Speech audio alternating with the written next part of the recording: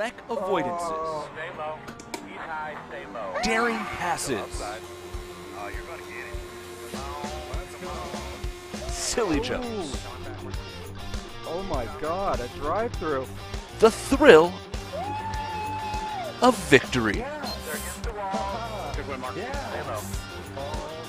and the occasional mishap. My sand crash. This is the DMLC Racing Channel. A new beginning with familiar faces. For the first time, Lionheart is going back to its roots. 18 races to determine who is the best and the most exciting form of auto racing on the planet. 200-mile-an-hour Indy cars, inches from disaster or glory. There can only be one inaugural champion, whose name will be etched into the Lionheart history books. Find out next. The Lionheart Speedway Series, presented by DMLC Racing Channel, starts now.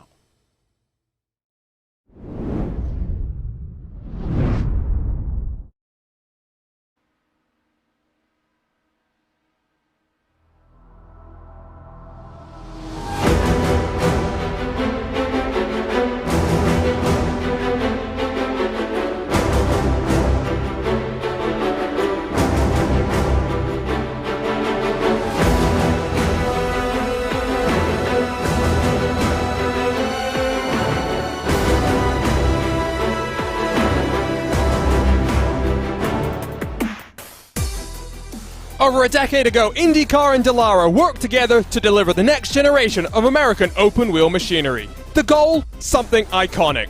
The result was a DW12, a car that delivered exciting wheel-to-wheel racing for more than a decade. In 2021, the Lionheart Racing Series returned to its roots with the car named after the man that inspired the series for the inaugural Lionheart Speedway Series. Racing across the ovals of the USA, there have been many twists, turns, thrills, and spills, all leading to tonight's championship showdown. There are still 7 drivers with mathematical chances of championship glory tonight, as we get set for an adrenaline-filled, action-packed double-point showdown in the Golden State. This is Auto Club, and this is a Thumbs Up Cancer Down 300 presented by Minus 273. Hello and welcome back to RaceBot TV and continued coverage of the Lionheart Racing Series powered by HyperX, makers of premier gaming gear like the legendary ultra-comfortable Cloud line of gaming headsets. Whatever you play, however you play, HyperX knows we're all gamers. For more information on HyperX products, visit hyperxgaming.com and don't forget to use the promo code Lionheart15, that's LIONHRT15 for 15% off all orders. My name is Arjuna Kankipati, delighted to be joined in a special 3-man commentary booth to close out our season by Justin Prince and Andrew Kinsella. A reminder, you can follow along with live timing and scoring powered by our partners at ATVO by heading to racebot.tv/Indy. Follow along with your favorite team and drivers over the course of 300 miles of racing as we are set for our championship showdown. And with that said, let's dive straight into our sim experience countdown for green. Justin, what fun this has been. The DW12, very much an oval specialist car when you compare it to the current modern day IR18. I should correct myself. I didn't mean to say a decade. I was just so excited in the intro. Half a decade. This car delivered exciting wheel-to-wheel action, closest finishes of IndyCar history as well. But now it comes down to this. High speed, high banks. It's the Auto Club Speedway. A double-point showdown to decide it all. And it's going to be so critical to be consistent tonight with the double points on the line. And all of this and all these races has led up to tonight. We've seen plenty of showdowns when it comes to some of the tracks, the mile and a halves and some of the short tracks. We've seen fuel mileage races come into play several times. And we've seen madness ensue, and a couple more, including at Kansas last time out, with that wild finish on the final lap with a contact down the back straightaway. Now it's the main question. Which driver can close out strong? Which driver can win a championship? Which team can win themselves a title? So much is left up for grabs tonight, Arjuna. A lot can happen, and it's all so critical to survive at a track like Auto Club to get the season done right. I mean, you talk about wild finishes. I think that's been the story of the season. Not necessarily just the last race that we did see at the Kansas Speedway. We've seen fuel mileage races. We've seen it all. Here's a look, though, for the final time this season at our driver standings presented by the DMLC Racing Channel. Yes, 7 drivers with a mathematical chance of taking the title away. But Andrew, it's not as easy as one would think, because with 23 cars in today's field, the minimum points that a driver will score for finishing down in 23rd is still 44. So for Alexis Newsom, she's in a pretty comfortable position. Her teammate Robert Malechka III, on the other hand, after missing the first couple of races of the season, a late recruit to this series, he's got it all to do here today. Certainly Alexis Newsom has the advantage coming in here today, but it's not a big advantage, and it's not as big an advantage as it could have been, as she did get a minus 10-point penalty from that contact with Joe Branch on pit road at Kansas. There was actually a number of drivers who did receive a couple of some penalties from the melee that we saw at Kansas last time out, but certainly while the road might be tougher for some and easier for others, it's going to be a fascinating duel today between all these drivers, and Alexis can't afford to rest too much on her laurels, because you look at Barrett Rolfe, you look at Matt Taylor and Alex Van de Sant, they are not very far behind. So while she may have the advantage over the likes of Joe Branch and Robert Malechka, it's going to be a tight race throughout this entire field here today.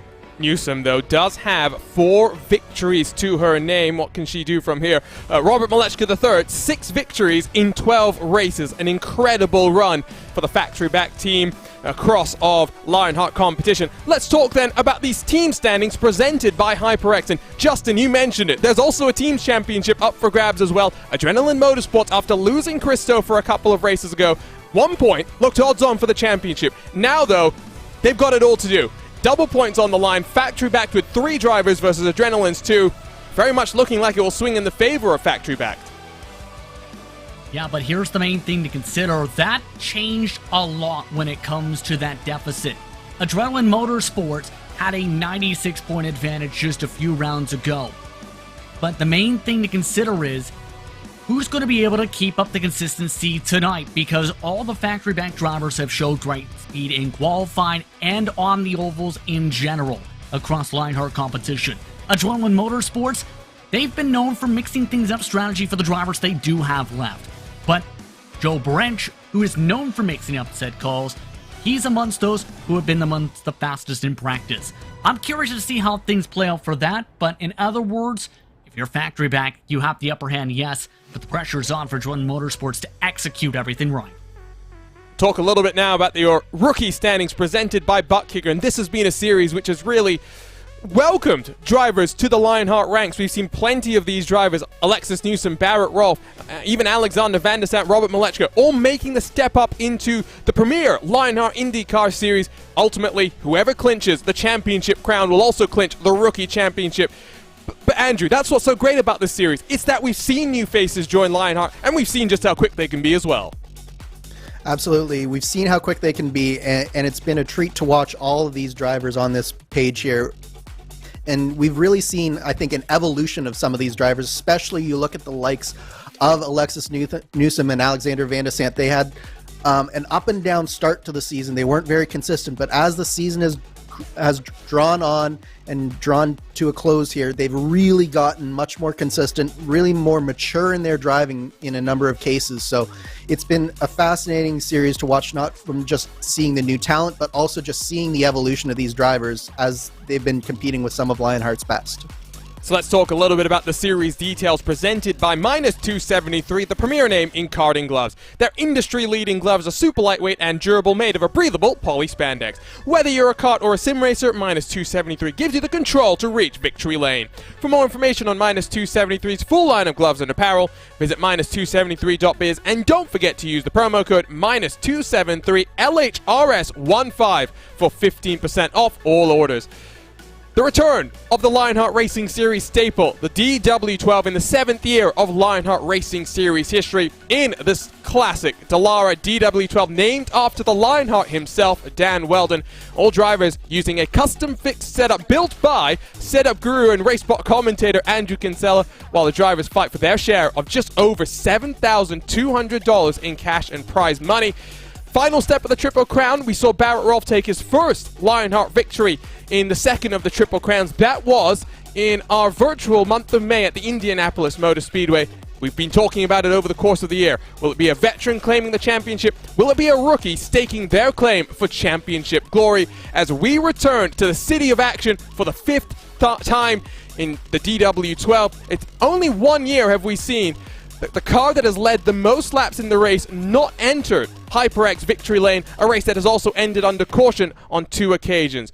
Most lead changes came back in Season 5, a very racy affair, so 36 lead changes over the course of the evening. But interestingly, most cautions came back in Season 1 of the Lionheart Racing Series. That was 8 cautions, 0 cautions, though in Season 3, it is the race that has potential to go green if the drivers can be smart and keep it clean. Closest margin of victory, 0.029 seconds. That was when Andrew Kinsella, a defending race winner, not just in the DW12, but the IR18, took victory to close out the DW12 era. And Andrew, talk to us about this facility. Of course, Fontana's not going to be around in this configuration for much longer, but 2 miles in length, super racy, super high banks, multiple different lines. What are we in for here today?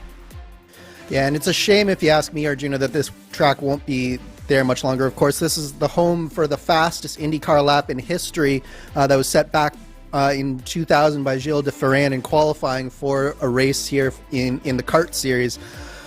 This track is, I would almost go with one of a kind. Whereas Michigan has much higher banking, this one is a little bit less steep on the banking, and it really creates this multi-groove facility where you can run the high line, you can run the low line. And the setup here today, there's going to be a big pack at the beginning of these runs, and then the tires are going to start to go away from these drivers, especially the right front. So it's going to force the cars up the track, and the people who can take care of their tires today, they're going to be the ones who are going to find their way up towards the front come the end of this race. And we are looking at a race that's going to have 4 pit stops. Now the question will be, how many of those pit stops are made under green flag conditions? As for the final time in this 2021 Lionheart Speedway Series campaign, drivers on track for qualifying, 2 flying laps, track to themselves. Pressure is on to go quick when it all matters. Currently the muscle man on top with a 32.372. Barrett Rolfe, not known for qualifying performance, has put it provisionally on top as the muscle man will steal it away. But this is a session where Justin Barrett Rolfe has to finally get a qualifying lap worthy of the speed that we've seen from him in the race itself. Yeah, his qualifying performances, we've said time and time again, have been abysmal. No poles, but his start average has been in the high teens. It's been ugly qualifying wise. 31.8 this time. That's one of his best performances this entire season finally. Yeah, but only 9 cars have set lap times. We've got plenty of competitive drivers yet to come, and even put in a banker lap as it was. You can see Alexis Newsom will roll herself off a pit lane as winner to kick things off. Dean Moll puts us up into 7th position with half the qualifying session already in the books. Building up the momentum. What can you do on lap number 1 here, Andrew, to make sure lap 2 is as quick as you can be? It's all about making sure that your inputs are as light as possible. You're going to go around the outside of the track, make it as long as possible, try and build up as much RPMs and as much speed as you can. You scrub off just a little bit on the outside here in the corners, and you see the lights on Alexis's dash just going down a little bit, comes back up on the straightaway. It's just flashing just a little bit as she starts to get towards the rev limiter, but she's keeping up the momentum on this outside, and then you're going to see she's going to dive straight down for the bottom, coming off of 4 here, and take this second lap on the bottom of the track. She's even right on the apron here. She's going to have to transition very carefully back up there, and then the key on this part of the lap, Arjuna, is not to scrub any momentum from your car. If you put too much steering input into the car and you start to scrub from the front tires, you're going to lose time all along this back stretch. Similarly, although it's a little bit easier through 3 and 4 because the track does open up just a little bit coming out of turn 4 and then down onto the apron, and 31.809. She is on top of the charts right now, Arjuna. And that's crucial because there are points that are awarded in qualifying, 2 points, and given how close the championship is, you want to make sure you have the buffer heading into what is going to be a crazy, chaotic race. Matt Taylor, Alexander Van der Sat, and the man we're watching right now, Robert Malechka III, all have done lap number 1. Trevor Malone up to 7th. We'll wait and see what the time's going to be first for Matt Taylor because he's a little bit further on his lappers. Robert Malechka III in towards turn 3 for the final time in qualifying. Matt Wagner 6 pips, Nick de Groot for a top 7 position there. To the line, here comes a man that's been on pole plenty of times. It's a 31.796, and once more Malechka's on pole, Justin. And for Malechka III, keep in mind, he's got the toughest scenario with how far back he is with the points, with how many races he hasn't started, keep in mind, and with some of the bad luck down the stretch in his regard. There's a chance Robert Malechka III can get the job done if a lot of things go his direction. That's step 1. Well, let's get ready to go racing as we'll take a look at your butt kicker starting grid for the Thumbs Up Cancer Down 300 presented by -273 here at the Auto Club Speedway. A 31.796 for Robert Malechka III, nets in pole position once more. 5 to his name, now looking for a 7th victory in 2021. His factory-back teammate Alexis Newsom, that's alongside both drivers, looking to try and secure the championship for factory-back. Caleb Bensley had some great performances in the recent months. He'll be alongside Charles Teed on row number 2, while Joe Branch up in the field. Maybe we won't see some interesting strategy calls from the number 28. He'll be alongside Craig Forsyth in the number 72. Matt Wagner, Nick de Groot, row number 4 with Alexander Van der Sant and Barrett Rolfe, 2 championship hopefuls, lining up on the edge of the top 10 with Paul Jenkins and Jess Young, 11th and 12th positions. Trevor Malone and Gary Gotzo, 13th and 14th, with Christopher Kresge and George Anzaldo on row number 8. Dean Moll, only 0.08 of a second back, but that's only good enough for 17th position. The Muscle Man lines up alongside him in 18th position. Matt Taylor has it all to do, back in 19th position, needs a little bit of luck to go his way. Matt Houston, the final car, to set a qualifying lap time. Tony Schowen, Mike Rigney, and Chris Fowler will line up at the rear end of the field. Tony Schowen and Chris Fowler both have end-of-line penalties to be served here today, and that's why we'll see them from the very tail end of this field here today. Oh, well, there is some championship tension in the air if I've ever felt it, but with that said, it's time to go ahead and go trackside to take a look at our onboard cameras for today's action. Alexis Newsom has the Thumbs Up Cancer Down onboard camera. We put our thumbs up to not cancer down. Fund a power pack by visiting thumbsupcancerdown.com/donate. With the HyperX onboard camera tonight, it's George Anzaldo. Whatever you play, however you play, HyperX knows we're all gamers, and HyperX is always ready to game. Matt Taylor has the Graphics Esports onboard camera, world-class design from the real world to virtual. Visit graphicsesports.com. And last of the onboards featured is the butt kicker onboard. Barrett Rolfe ties his best starting spot of the season. What you see and what you hear is what you feel. For more information, visit thebuttkicker.com. And the great thing about being here on the iRacing service is we'll have onboard cameras, all 23 cars in our field here today. Prediction time. Let's start with you, Andrew. Who's going to clinch the championship here today after 300 miles of racing? I think that with her starting position, there's just no overlooking Alexis Newsom. She is in exactly the spot where she needs to be to start this race. And I think that come the end of it, she's going to do exactly what she's done a number of times. She's going to work the strategy, she's going to be patient, and she's going to come out with this championship in her hands. What about you, Justin? I'm going to change things up because Barrett Rolfe has been quick throughout the campaign. It's just been about getting the job done fully. He's qualified in one of his best starting spots of the season. I could see him try and get a second Triple Crown victory of the season. Keep an eye on Barrett Rolfe for that title. I'm going to go boring. I'm going to follow Andrew's call there. I'll go with Alexis Newsom. But competition, commitment, excitement. This is Lionheart, and we are set for our championship showdown. The Thumbs Up Cancer Down 300, presented by -273. It's a factory-backed front row. Robert Malechka, Alexis Newsom alongside as we get the green flag out in the Golden State.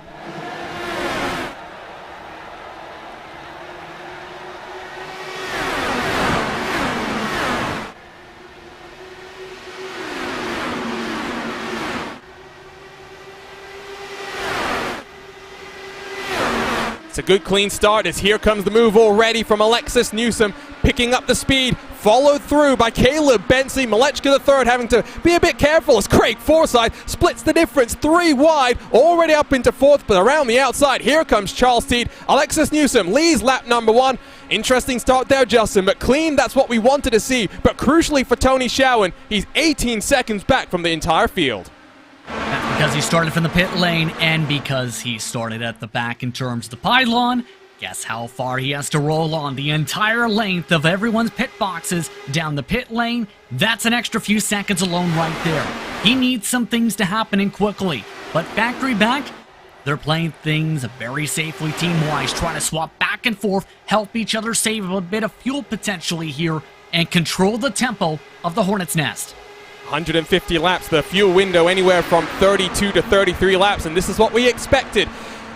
Pretty pack racing to start things off, but the weather conditions relatively warm when you think about how cool it can be here, Andrew, especially at the Auto Club Speedway. Here on the iRacing service, 23 degrees in the air itself, 24 on the track. Relatively cool, but also not that gusty in terms of the wind.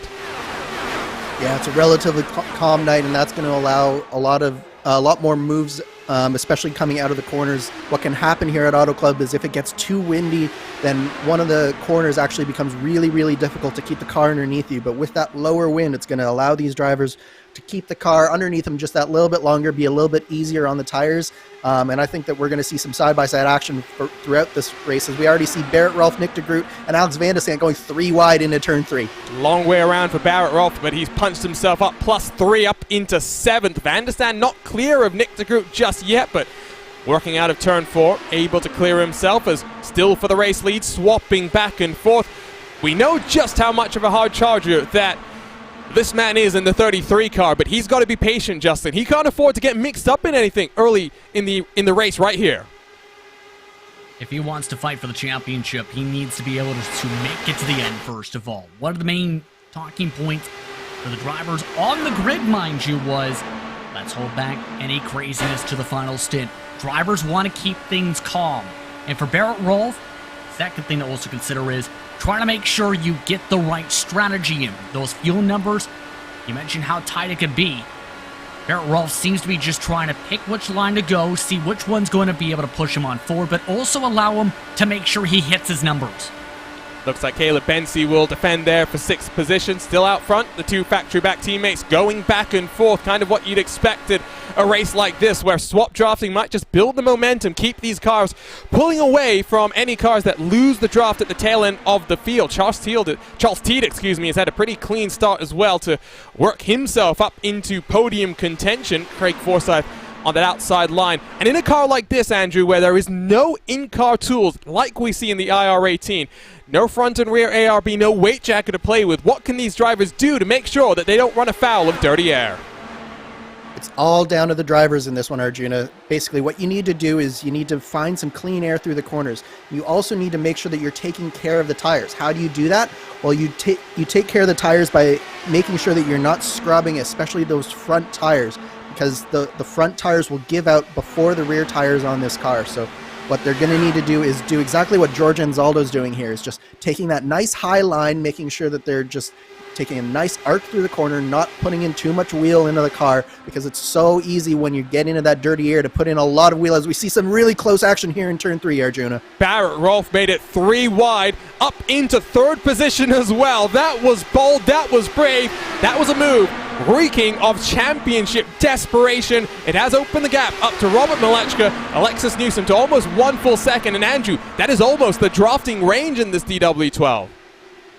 Yeah, I would say that was actually probably not a very smart move on the part of Barrett Rolfe there, because it's really allowed those two factory-back cars to get out and probably break the draft at this point. They're working so well together, swapping back and forth on both straightaways here, so they're really working well together. So Barrett Rolfe, meanwhile, he's the one car in this field that doesn't have a teammate anywhere else in this field, so he's at a distinct disadvantage when it comes to working together with other cars. So I think that what you saw there is he was a little bit impatient, and it's cost him a little bit, and it could prove very costly for the next little while as well. That gap now 1.5 seconds, so factory back guys out front waving goodbye to the rest of the pack. It will take some coordination from Barrett Rolfe from Caleb Pensy to pull themselves forward back into the contention for race victory, and for Barrett Rolfe, contention for the championship itself. We'll get live points updates across the entirety of the evening. You can see it has swung in the favor of Alexis Newsom, who is still in second. She works her way up into first. It will be 8 additional points to her name. Malechka the third has jumped to third, but as Matt Taylor is duking it out back in 11th position, and as Malechka and Newsom continue to swap around, battle for third and fourth will continue to heat up. Tony Schowen, by virtue of starting back at the pack, has dropped down to 7th, needs some luck, needs a yellow flag to swing in his favor, Justin, to be able to work himself to the front. But what a championship battle we've got on the cards here. Especially with how things are faring out. Keep in mind, though, Newsom and Malechka the third doing exactly what they're needing to do. Keep up towards the front. And I think Rolfe has realized, for us to have a chance, this pack, I should say, they need to start swap drafting a little bit, try and close back up the deficit. The problem is it's not as clean as what they've done first and second. Then on top of things, you've got a majority of your help still fighting and having a wrestling match for 7th position. Yep, this is Charles Teed, Matt Taylor side by side. Taylor on the outside does have the clean air, but these cars already 8/10ths back, give or take, from those grouping in front. So they need to be careful themselves that they don't lose the draft. There's already gap between first and third, now almost up to 2 full seconds. Incredible. The question I have now for you, Andrew, is how much fuel saving can you do if you're in this pack? So you can't do much fuel saving if you're in the position of Matt Taylor and Charles Teed here. They're using as much fuel as they can, and they were even 3 and 4 wide for a couple of laps there, Arjuna. It's been some fast and furious action back in the pack, but right now what Charles Teed and Matt Taylor are doing is they're swap drafting here to make sure that they don't lose the draft to the pack that is 3rd through 6th and 7th right now. And it's very important for Matt Taylor to do that, as he got very close to the wall coming off of turn 4, but it's very important for Matt Taylor's championship hope that he does not let that front pack go, because he is the only driver, barring Tony Schowen, that is not a part of that front pack, but is still going for this championship.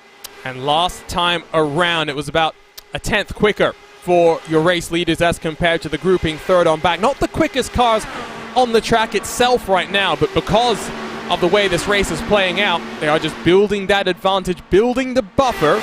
And for Robert Malechka III, surely the topic on your mind here, Justin, is help your teammate win a championship, as it's 2 wide, 2 deep for 12th on back. I think that has to be the focus if you're factory backed right now. They've been along those lines throughout the season, keep in mind, where if Malechka III can help Newsom, they'll have the assistance there. If Newsom can help Malechka III, you'll see that right on back. And they're playing this race perfectly to be able to be upwards of 2/10ths quicker, because the swapping for that second pack is not working. They are losing more and more time each time they swap, about up to 3/10ths slow compared to them. And it's right in the playbook of being a good teammate. We've seen that come into play with the private label team hype drivers in the IndyCar series. Factory back is that equivalent for Speedway.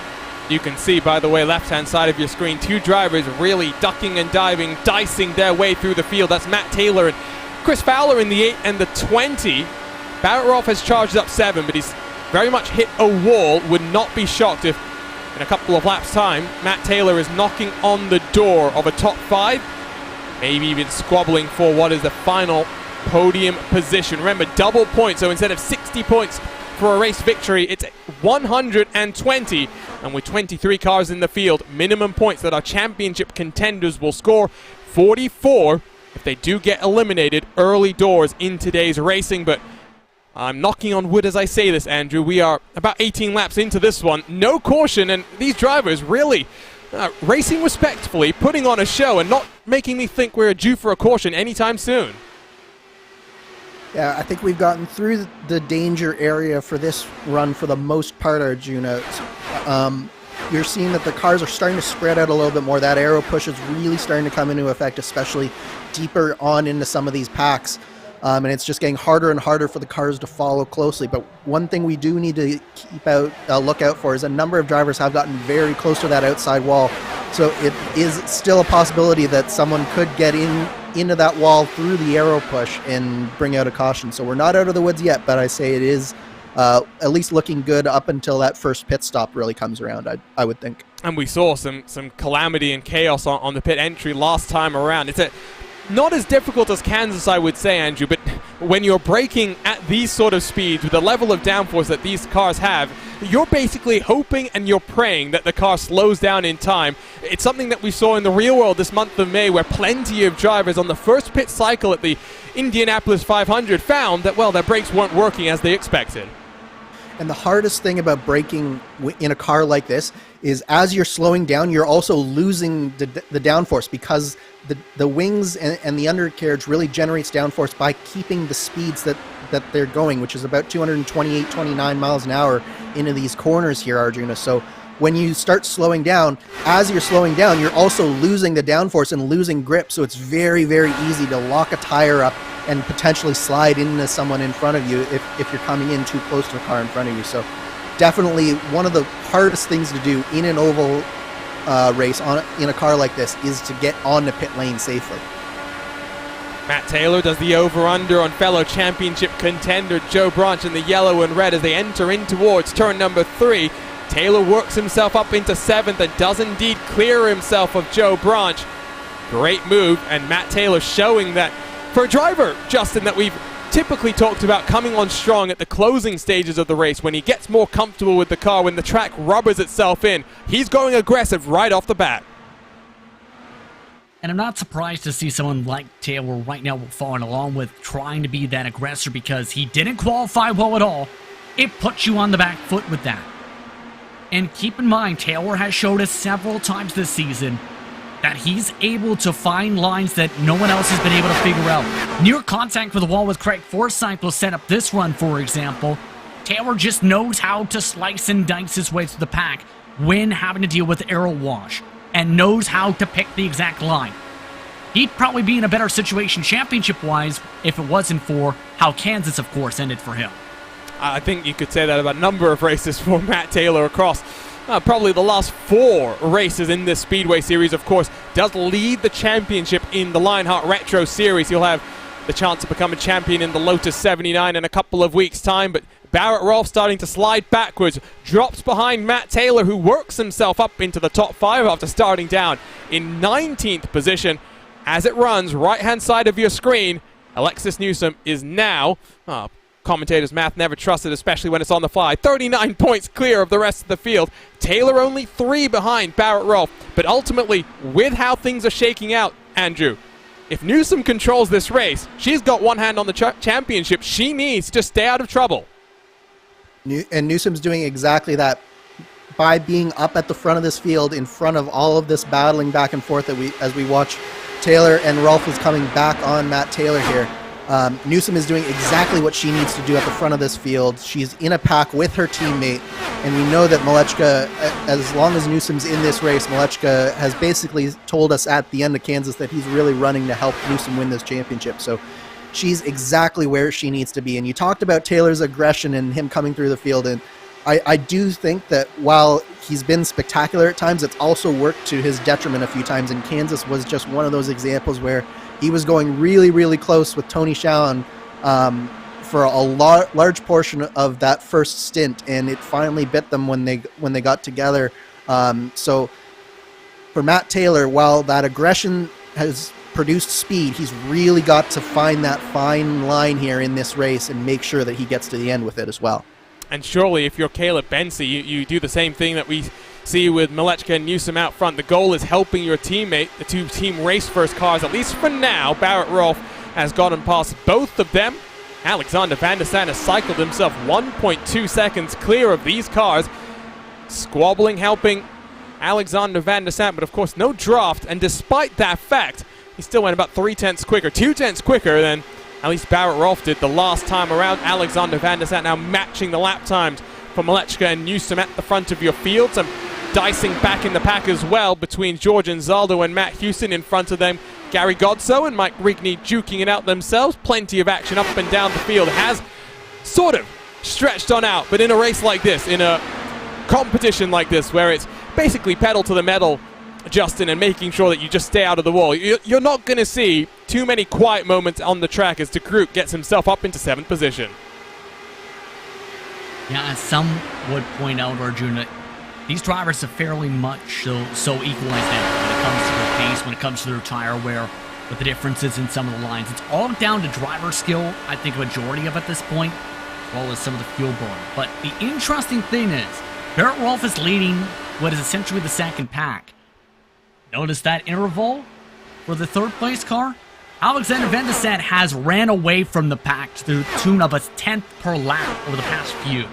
He is pulling up and quickly up towards the top 2 on his own while they fight behind him. And this is, of course, is DeGroot's charge for Factory Pack 2 are trying to win the team's championship here in the Lionheart Speedway Series. Looking good for them, given that at least Malechka and Newsom are 1 and 2, while Joe Branch has been shuffled down to 11th. Tony Showen still down in 23rd, 23 seconds off your leader, and in danger if we stay green like this of being lapped before the end of stint number 2, I would maybe even think. Depends on how the fuel cycle will go. Good run for DeGroot so far. Pit window should open next time around, and the question is who's coming in? Is Craig Forsyth the first car to blink? Ducks down from the banking. That's pretty conservative on pit entry there, I'd say, Andrew. It was a conservative pit entry, but at this stage of the race, I think that was definitely a smart pit entry for Craig Forsyth. It looked like his tires were definitely starting to go away. He was really close to the wall a number of times and was starting to drop back a little bit through the field. So I like this strategy play from Craig Forsyth. Maybe try and get a little bit of an undercut, even though he won't be necessarily in the draft. He might actually come around Tony Showen's car, and it might prove a good strategy gamble here.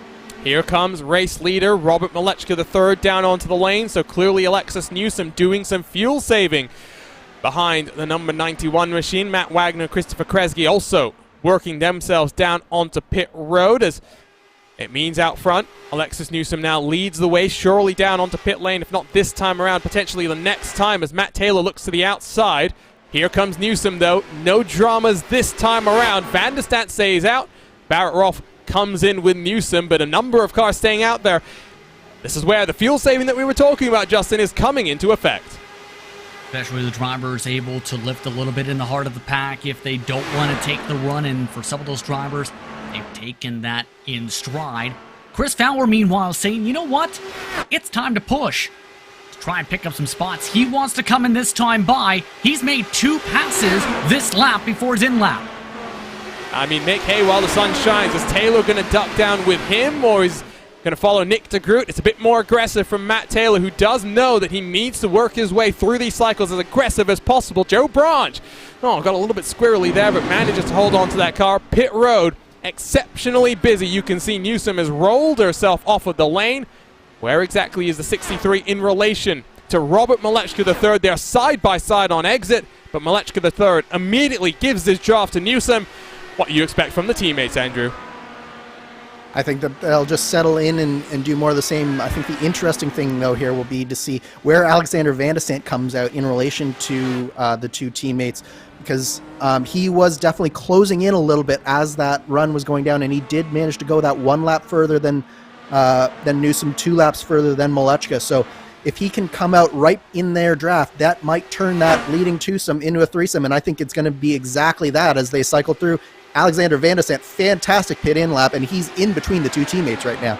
So maybe the indication is the overcut is the way that you want to go, and it will definitely mean that in the final stint of the race, when you come down for what will effectively be a splash and dash for maybe 15 laps of fuel, give or take, Alexander Van de Sande might have the least fuel needed to be put into his car. Maybe we'll even see the risk of not taking tires. He is half a second behind Alexis Newsom, well and truly in drafting range. 2 seconds further back is Barrett Rolfe in the 33. Now finds himself all by himself.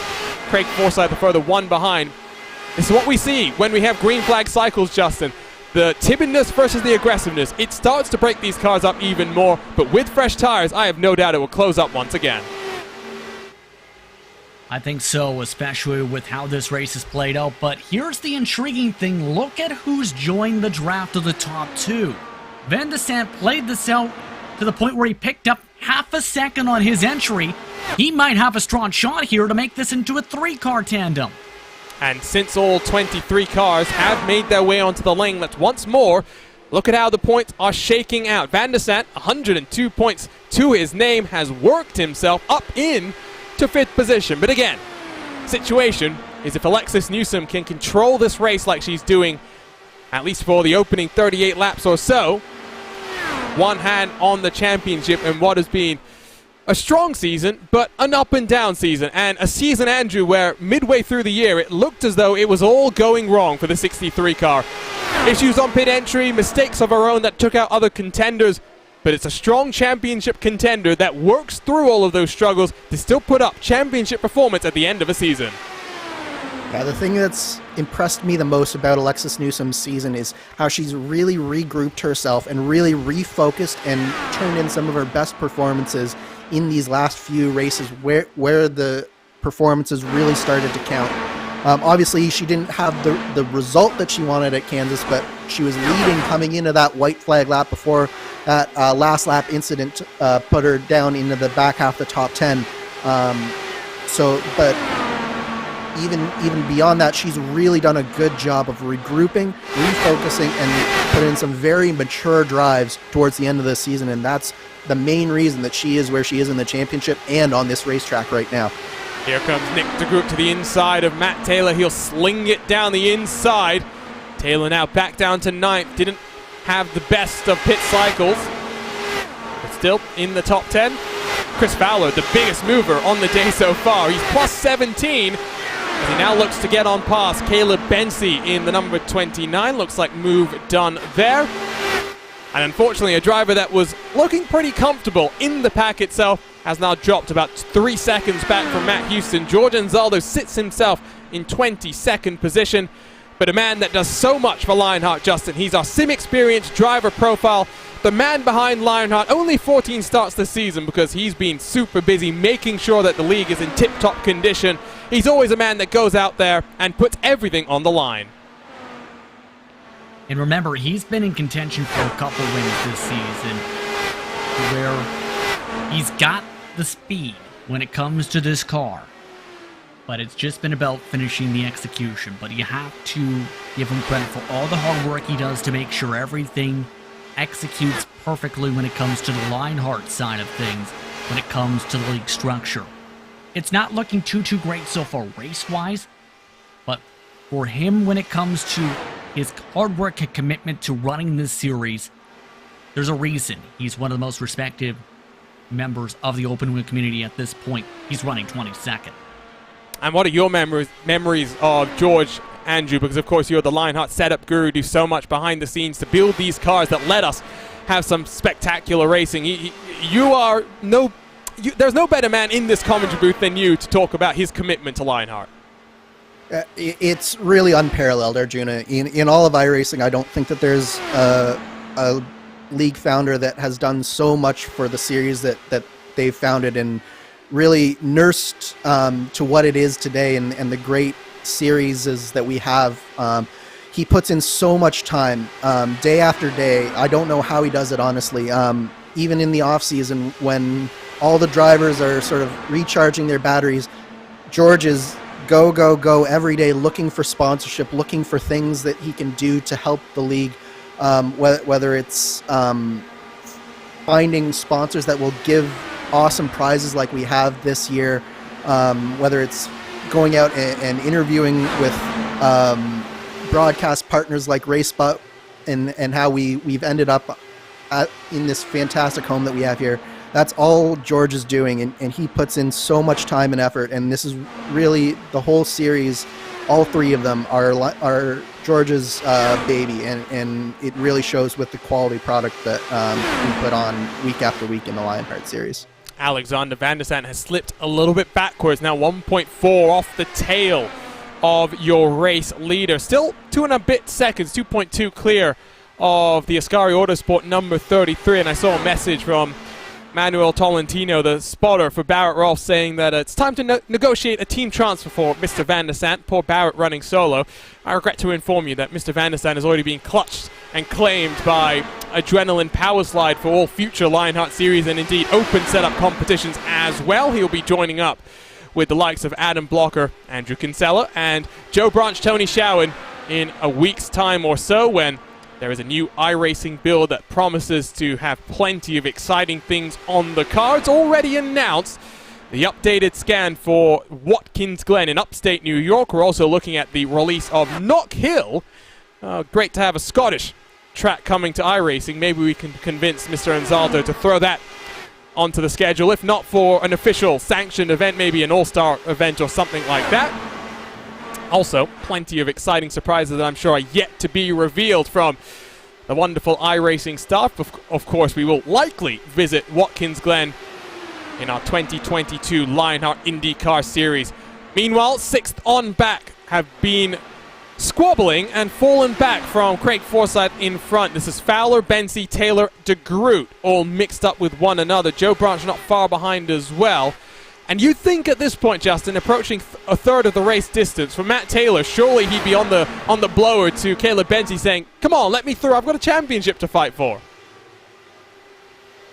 Yeah, absolutely at this point. It has been that type of a year for some of the drivers, I will say. But you have to give credit to a lot of these competitors when it comes to the improvement. Caleb has been one of those drivers who has absolutely shown a lot of great improvement. And he works with a lot of these drivers who are in this line, mind you, whether it's Fowler, whether it's Taylor. So I think at this point, they may be synced up to try and pull in ahead. I wouldn't be surprised to see someone like the 29, Caleb Bensi, battling for wins in more frequency next season, if not in several other Lionheart sanctioned series, with how the momentum's been faring his direction. Schedules for 2022 have been provisionally posted. Some interesting things coming up on the agenda. Visits to the Nashville Fairgrounds Speedway for the DW12 for the IR18. Visit to the Land of the Rising Sun and Suzuka for the Indy cars as well. Plenty of intriguing things to keep your eye out on RaceBot TV, even as the 2021 season comes to a close. 3 championship finales, 2 this week. We'll head back to Auto Club this coming Sunday for the IndyCar Showdown. Adam Blocker has already claimed a 4th consecutive title. Question is, will he be around with his real-world commitments in the NTT IndyCar Series paddock to try and claim the Triple Crown? Would be the first driver to have done so, all 3 races in a calendar year. And then a couple of weeks from now, Mark Cohn will try and do the same after winning in dramatic fashion both at Pocono and at Indianapolis in the Lotus 79. Another championship showdown there that promises to be extremely intriguing. Aaron Morgan has closed the gap to his teammate Matt Taylor. It's all to play for here at Auto Club. Those Lotus 79s really do know how to put on a show on the ovals, even if they weren't necessarily designed to go racing just in left-hand turns. We've been watching Jeff Young, Charles Teed, and Trevor Malone duking it out, but getting more and more intriguing between the teammates. Matt Taylor now split between Chris Fowler and Caleb Bensi. Nick DeGroot just watching on as a good view of all the action here, Andrew. Yeah, and honestly, I'm kind of struggling to see what these race first cars are doing here, Arjuna. They're really squabbling and not really cooperating with each other, and it's allowing the likes of Fowler, Forsyth, and Rolf to really, Forsyth, Rolf, and Van de Sant to really get a little bit of a gap going here. So if I were in the race first Discord right now, I'd be on the phone, especially if I was Matt Taylor, saying, guys, we need to organize. We need to make sure that we're working together and not working against each other, because they just don't seem to be working very well together right now. They are now 1.5 seconds back from Craig Forsyth. He's in turn a further 1.5 back from Barrett Rolfe, who hasn't closed on Alexander Van der Sant. Van der Sant has done a good job of keeping that gap fairly constant and consistent to the leading 2 factory-backed machines, and in fact last time around was about 800ths quicker than the 91 and the 63, but still outside of drafting range. Still a lot of work to do, as lap 55, I was going to say is in the books, but it was lap 54 that was in the books. We are entering 10 laps to go until the next cycle of green flag pit stops. And if you're in a group like this, start to get a little bit worried. This has been a great season, Justin, because this car, the DW12, put on much closer oval racing than the current incarnation of IndyCar, the IR18, which tends to be a little bit more single file and spread out across of whatever type of oval and whatever type of package that you're running. But we've seen plenty of races where we've had these sort of long green flag runs that have defined the Speedway series. Yeah, and in some cases, fully green races, where we've seen Van de Sande in particular take advantage back at Kentucky by being the fuel master and saving more gas than anyone else in the entire field, and ran out coming to the checkered flag in an emotional victory at that time. This is, in turn, just emphasizing so much of the importance of making sure you practice everything, not just short run pace or one simple run, but try to figure out what's going to be the call. Speaking of calls, some drivers may have to make some as there's been some trouble down at the pit entry. It's Charles Teed in the 5 that's straight down onto pit road. What has happened here? Coming out of turn number 4. Might have been something that happened with Paul Jenkins with AJ Musselman. We'll catch the tail end of the incident now. Oh my word! And Charles Teed gets launched into the air by the high speed of AJ Musselman. It's just door-to-door contact between Paul Jenkins and Charles Teed. And, well, Musselman, no time to react. He just gets mixed up in that by no fault of his own. Couple more looks at this one. Take a look at it, Andrew. Yeah, so Trevor Malone pulls down in front of Paul Jenkins there and basically puts a face full of aero wash into the car of Paul Jenkins. Charles Teed pinching Jenkins down a little bit, and Jenkins just had no ability to control the car and keep it on the bottom there. So they make contact, and then big impact between Charles Teed and AJ Musselman. Who is that? It does look like that white car there just barely survived through that, and man, that was a big impact between Musselman and Teed. Very surprised we didn't get a caution, but I think it was because it was on the grass and not on the track that he went flying like that. But man, that was a big impact. I believe it was Mike Rigney in the 00 that got somewhat mixed up in it, but did manage, I think, to at least keep his car pretty clean. Doesn't look as though on the lap times that he slowed down. It was a 32.3 last time for him. Race leader, a 32.281. So very much still in contention if he can close the gap. So we started with 23. We've now got 2 on pit lane and in the garage. Paul Jenkins did have a slightly lengthy stop, 23.4 seconds stationary, but he's still out there, albeit 2 laps down. Not being a great year for the 35 car, and I'm sure his family isn't going to be too thrilled to see that one either, Justin.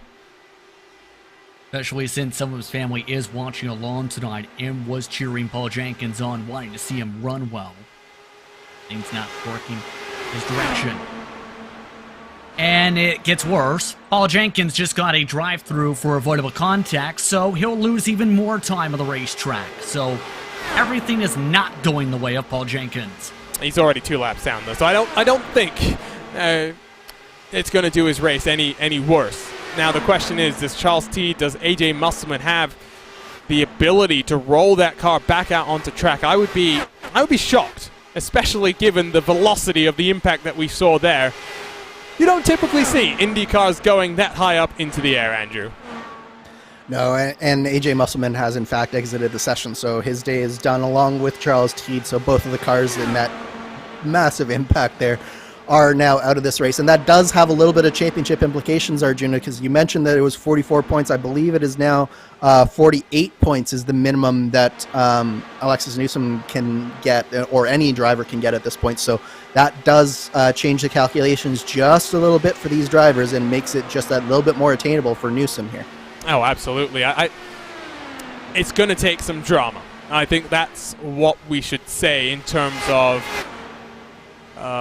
Alexis Newsom not taking the championship. Pit stops are underway, which I'm a little bit intrigued by, but I guess these drivers somewhat counting backwards. Chris Fowler, Craig Forsyth, George Anzaldo all onto the lane this time around.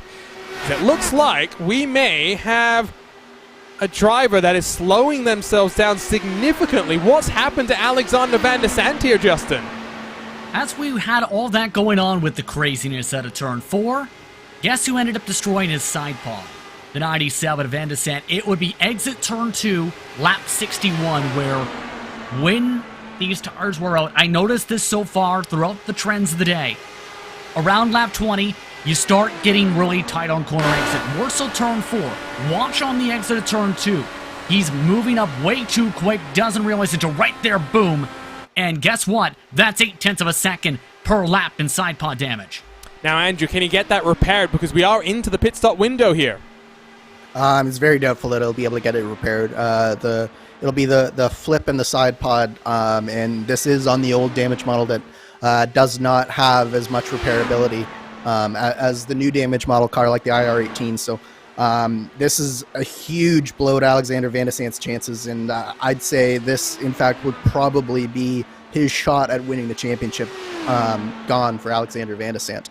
And I'd argue maybe even the chance of a top 3 in the championship has now fallen by the wayside for the number 97, who will come down onto pit road.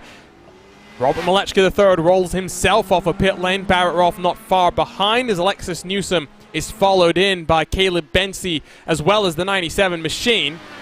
Only a couple of cars yet to come down onto the lane. They include Nick de Groot, Matt Taylor, Joe Branch, Deschong, Trevor Malone, Mike Rigney, as well as winner to kick things off at Twin Ring Motegi, Dean Moll.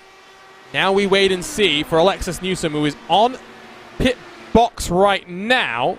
Where is she going to feed out in comparison to Malechka here, Justin?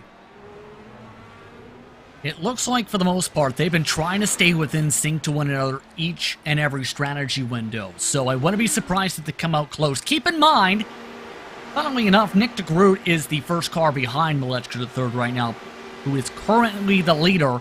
Newsom, indeed, does come out where I thought, right in the mix to be able to keep on working with Malechka III, albeit with a bit of a bigger buffer.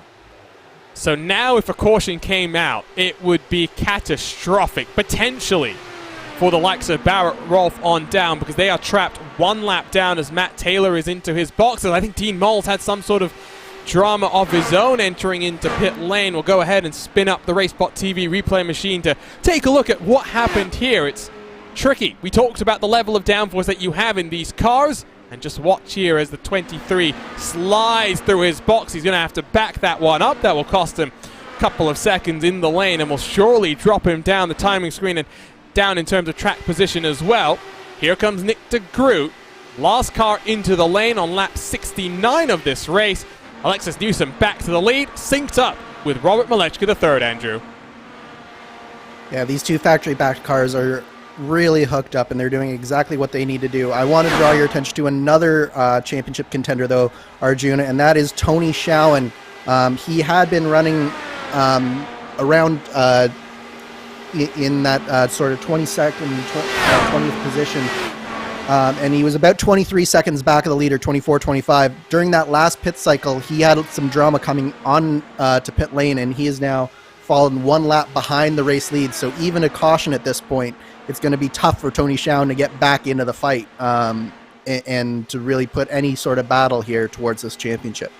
Don't know what our timing screen was thinking. Tony Schowen is not 23rd because, of course, we've had a couple of retirees so far in this race, but he is still running out on track. But a lap down, 17th position, has it all to do. Barrett Rolfe not far behind him, is still about 1 second clear of Tony Schowen. Not Tony Schowen, excuse me, Craig Forsyth in the number 72 just down the road from him, but it's a podium position in the hands of Barrett Rolfe, but very much still needs to close 4.6 seconds to sniff victory. It'd be his second of the season, second Triple Crown win to his name, as Alexander Van de Sant does appear to have rectified the majority of the damage on his car. Last time around was a 31.7 is all. Nick de Groot is going to have to come back down onto pit lane here, Justin. He already just came off the pit lane, in fact, or to correct you there, he just spent more than 40 seconds in the pit lane because of speeding. That's what happens when you go 66 miles per hour in a 55 mile per hour limit zone. So Nick de Groot is essentially out of the conversation for a top 10 finish here. Newsom and Malechka III now will be the main points gatherers when it comes to factory back in turn as a result of that miscue and mistake. Looks like sorry, go ahead. And you mentioned, Arjuna, that Alexander Van de Sant did receive a lot of work on pit lane there, but it did cost him 48 seconds, so he is also 1 lap down. Also, Matt Wagner, 48 second stop, so that is, as well for him, both of those cars 1 lap down now and behind even Tony Schown. So those are your 18th and 19th place runners, but crucially for Van de Sant, 1 lap behind the leader and basically out of this race. And not only that, too, Trevor Malone had the same issue, too, because for Trevor Malone, I heard over the radio, it was a very, very late call, screaming pit, pit, pit, pit, pit, and basically stomped in the brakes to the point where he nearly spun it out. So a lot of drivers caught speeding this time. Drama on pit lane, kind of what you'd expect at a track like this, but under the night lights here at the Auto Club Speedway, still about half the race left to go. And it is sad, you mentioned this earlier, Andrew, that this track is basically going to become a short track for the rest of its history, because construction work has begun to convert this 2-mile facility down into a short track for the stock cars, and it's going to be a lot like Bristol, but I think it's going to lose a lot of that character, a lot of that history that has been built at this track. So many close finishes, both in stock cars and in these open wheel machines. Yeah, it's one of those tracks where it always seems to produce some really good action, whether it's been in an Indy car or been in a stock car. It's really had some of those side-by-side battles. One of the things about it is it's so wide that you can take so many different lines through the corners, and it's gotten to the point where it had a lot of character as well in the racing surface. So it's really, really, really nice facility, and I do hope that they do a good job with the short track. I think it'll be an exciting place for NASCAR. I don't think that it's a place that IndyCar will ever be able to go to again, which is a shame, but I hope that the fans sort of come back and embrace the facility, because obviously one of the problems with Auto Club is that the attendance had been declining, and this change to a short track is looking to remedy that just a little bit. So hopefully that the fans in Southern California really embrace Auto Club Speedway in its new form, even if this magnificent facility that we have in front of us is going to be changed. Hey, I mean, we can try it here on iRacing. We can see how it goes. You'll notice Matt Taylor about to get lapped by your race leaders, and Taylor is now effectively out of the championship fight because Justin, another car, falling afoul of the walls here at Auto Club. Yeah, right before the pit stop window, keep an eye on turn 4 exit, lap 65 this would be. Just a couple laps before he peeled on in, where I mentioned some of the trends going towards drivers getting a lot of aero wash, and if they charge too hard out of the corner, they'll slide up into the wall, to the point where a lot of them have had to lift hard out of the gas. Taylor right here pushes hard to the bottom, tries to keep it pinned essentially to the throttle, too much. Bounces off the wall, side pod damage, trying to fix it for an additional 7-8 seconds in the pit lane plus. No dice, he's now also a lap down, 32.7 seconds back of the leader. And I'm not saying that the 29 of Caleb Bensley takes any of the blame itself, but it goes back to what I was saying earlier, Andrew. Play the team game, make sure Matt Taylor is running as far up the field as possible. Maybe he was saving some fuel, but now we'll never know how that was going to work out, because he was in the dirty air and just washed up the track. Yeah, and I think that we were talking much earlier in this broadcast about how aggressive Matt Taylor can be. And one of the things that he's done in races past is he's really been aggressive on his pit ends. In fact, I think earlier in this race even we saw him make up a couple of positions just on his in-lap. So I think probably he was trying to do that again and really take it to the cars of Nick DeGroot and Caleb Bensley in front of him. And that's probably why he kept his foot into it, and it just didn't pay off. So I think that aggression, he stepped over that line with that aggression, and it bit him, and it's going to cost him the championship here today, Arjuna. There's no two ways about it. Let's take a look at the battle between Matt Wagner and Nick DeGroot. Two cars who are 1 lap down. While we also talk about the championship fight itself. Newsom still clear. Rolf in second, Malechka in third, Taylor, Van de Sant, Schown, all dropping down the order. Not the best of days for any of them. For Joe Branch, if he can work himself up the field from where he is currently in 7th position, has the potential to cycle in front of Matt Taylor, but we'll have to wait and see exactly how this is all going to play out. Prize money, prizes all on the line for the top finishers in this championship, so plenty to play for up and down through this field. Meanwhile, it's a big gap between first, second, and third now. It is almost 6 full seconds between Robert Malechka III and Barrett Rolfe here, Justin. This is the point where Manuel Tolentino has just forwarded saying, can we get a virtual safety car? We're on series, unfortunately, if you want that one, but for Rolfe, he's losing a 10th of a second per lap to the leaders. No one to work with, on his very lonesome. Just essentially Manuel in his ear saying, we need something to happen to have a chance here.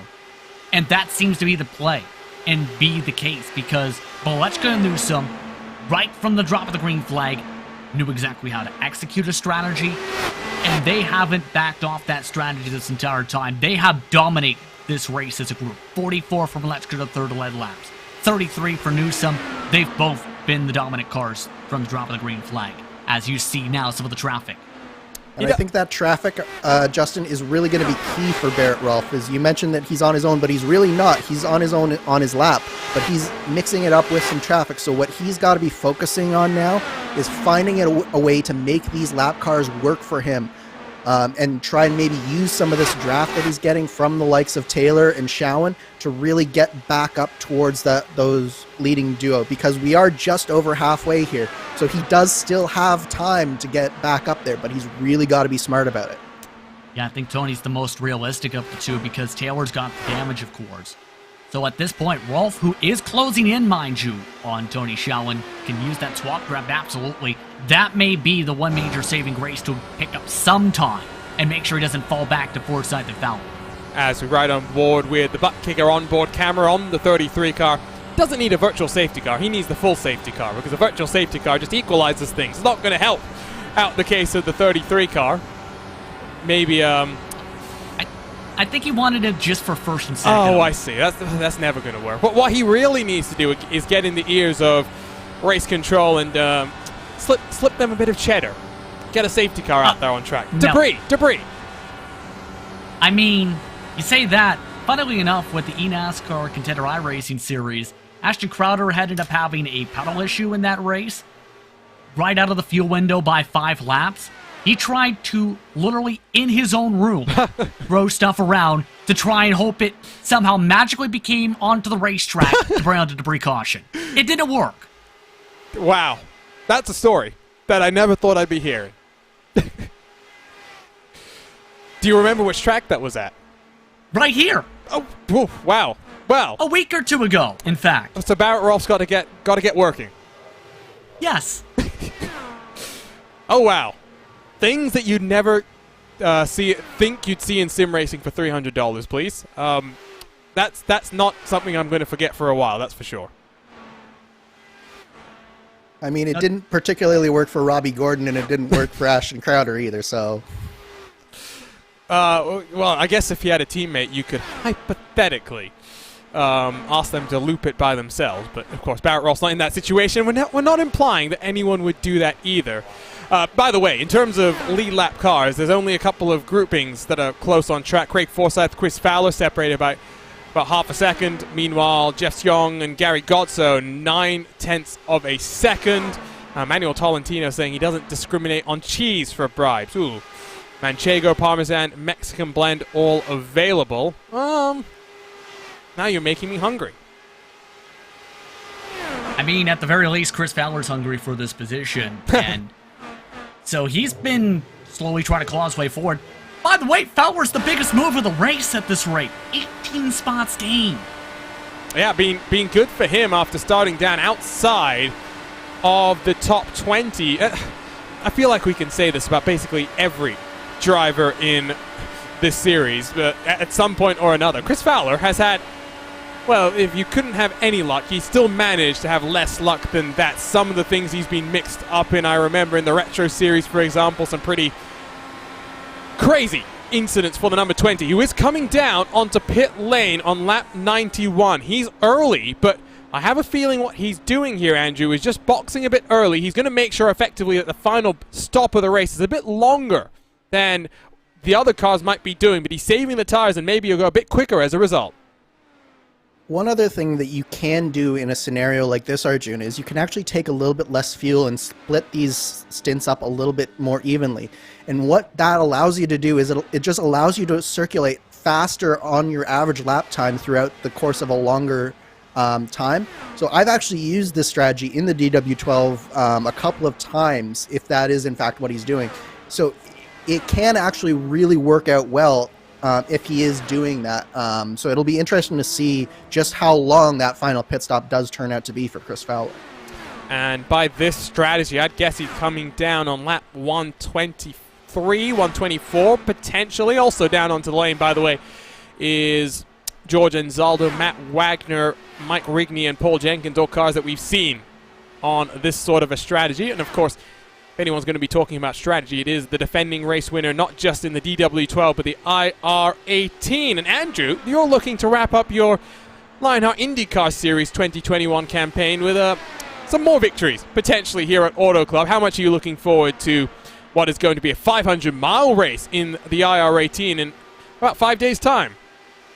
Yeah, I've always liked Auto Club as a track to drive. It's always been one of my favorite tracks. I've had a lot of success here. It's one of those tracks where you can win it a number of ways. You can win it on speed, you can win it on strategy, you can win it through luck, you can win it through cooperation, which is what Adam and I did last year. We did actually something very similar to what Robert Malechka and Alexis Newsom are doing. Is we swapped draft for a large portion of the race, built up about a 10-second lap, and then with about 20 laps to go, it was sort of gloves off, and we were battling to the end for a photo finish there in the IR18, and then a similar actually photo finish with Chris Stouffer when the DW12 last went here, and I managed to just nose in front of Chris Stouffer on the last lap. So it's been a lot. It's one of those tracks where you can win it a lot of ways, you can drive it a lot of ways, and it's just a really fun track to drive around. So definitely looking forward to Sunday. And that will be this Sunday. I forget the time off the top of my head, but I believe it's 4 p.m. Eastern, 3 p.m. Central, 1 p.m. Pacific. Yes, exactly. And I think a lot of drivers are going to be very hungry when it comes to these battles for positions, and not just talking about food at this point. A lot of drivers are going to be hungry when it comes to wanting to finish out right, knowing championships locked up, team titles locked up in the IndyCar side, yes. But there's still a lot to race for when it comes to the Triple Crown, ending of the season, as well as the potential of it could be anyone's race if you play your cards right, essentially. Just like how tonight, Factory Backed has played their cards perfectly to the point where the other cards have fallen off the table and are somewhere lost next to a vent, I believe. I like the analogies that we're coming up with today. That will be the Sim Experience race for the championship, but championship is already decided. Adam Blocker is likely to be testing with one of the NTT IndyCar Series teams that is making a return in 2022. So the question is yet to be answered as to whether he'll be out in action, as Alexander Van der Sant, Tony Schauen, and Barrett Rolfe all working themselves down onto pit lane this time around.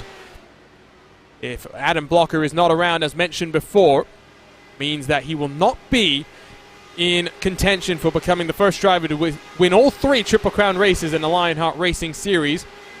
That honor might go to Mark Cohn in the Lionheart Retro Series on December 16th, which is still a long way away. We'll get that answer very shortly. Here comes race leader Robert Malechka III down onto pit road, lap 98. And if you do the math from here, 32 lap stint, 33 lap stint, he is going to have a slightly shorter stop, but it'll be very interesting to see exactly how he cycles that in comparison to the likes of Chris Fowler, to the likes of Craig Forsyth. I still think there's more drama to come, Andrew. I am not discounting the possibility that we get a caution to set up a absolute brawl to the end of this race. All it takes is one mistake from one of these drivers, Arjuna, and it could end up in a caution, and that caution could reset the entire field, change the complexion of this race and of the championship. As you mentioned, all it takes is one moment for the likes of Barrett Rolfe to really get into the fight, and if we can get Barrett Rolfe up and battling with Newsom and Malechka, that alone could be all it takes to make this ending really, really spicy. So even though we're in sort of a lull right now, I'd say don't go anywhere because this race has the potential to really heat up as this race winds down and the strategy plays out. About to come to 50 laps to go as this penultimate cycle of pit stops in this 2021 Lionheart Speedway Series campaign is coming to a close. There comes Malechka III, this time in front of Alexis Newsom. They are still 6 seconds clear of Barrett Rolfe, so well and truly in control of this race. As I'm getting word, looking like in the Retro Series, Mark Cohn won't be racing, so the Watchman, no chance of making series history there. It's uncommon, Justin, to see in races as long as these Triple Crowns, in races as chaotic and unpredictable as these Triple Crowns, to see the same driver take victory 2 times. To see it happen 3 times is almost unbelievable, but we're not going to even find out this time in 2021. And keep in mind, when it comes to those Triple Crown victories for Mark Cohn, they've come in unbelievable fashion and exciting fashion. He knows how to be a driver who flares for the dramatic, but you also have to remember, Arjuna, he's also taken a bigger role when it comes to some of the race control side of things for some of these events along the Tower Graph for some of them. So I understand why that may be coming into play there, especially with the hard work it takes to make sure the races go off without a hitch when it comes to Lionheart competition. But he will be back for 2022. And it's shaping up to be an exciting 2022, but still plenty of action to close out 2021 across of Lionheart competition, and specifically here tonight in the Lionheart Speedway Series. You're watching RaceBot TV and coverage of the Championship Showdown, the Thumbs Up Countdown 300, presented by Minus 273. Don't go anywhere. Final stages of the championship coming up right after this. Wreck avoidances. Stay low. He's high, stay low. Daring passes. You're going to get it. Silly jumps. Oh my god, a drive-through. The thrill of victory. They're against the wall. Good win, Mark. Stay low. And the occasional mishap. My Sam crashed. This is the DMLC Racing Channel.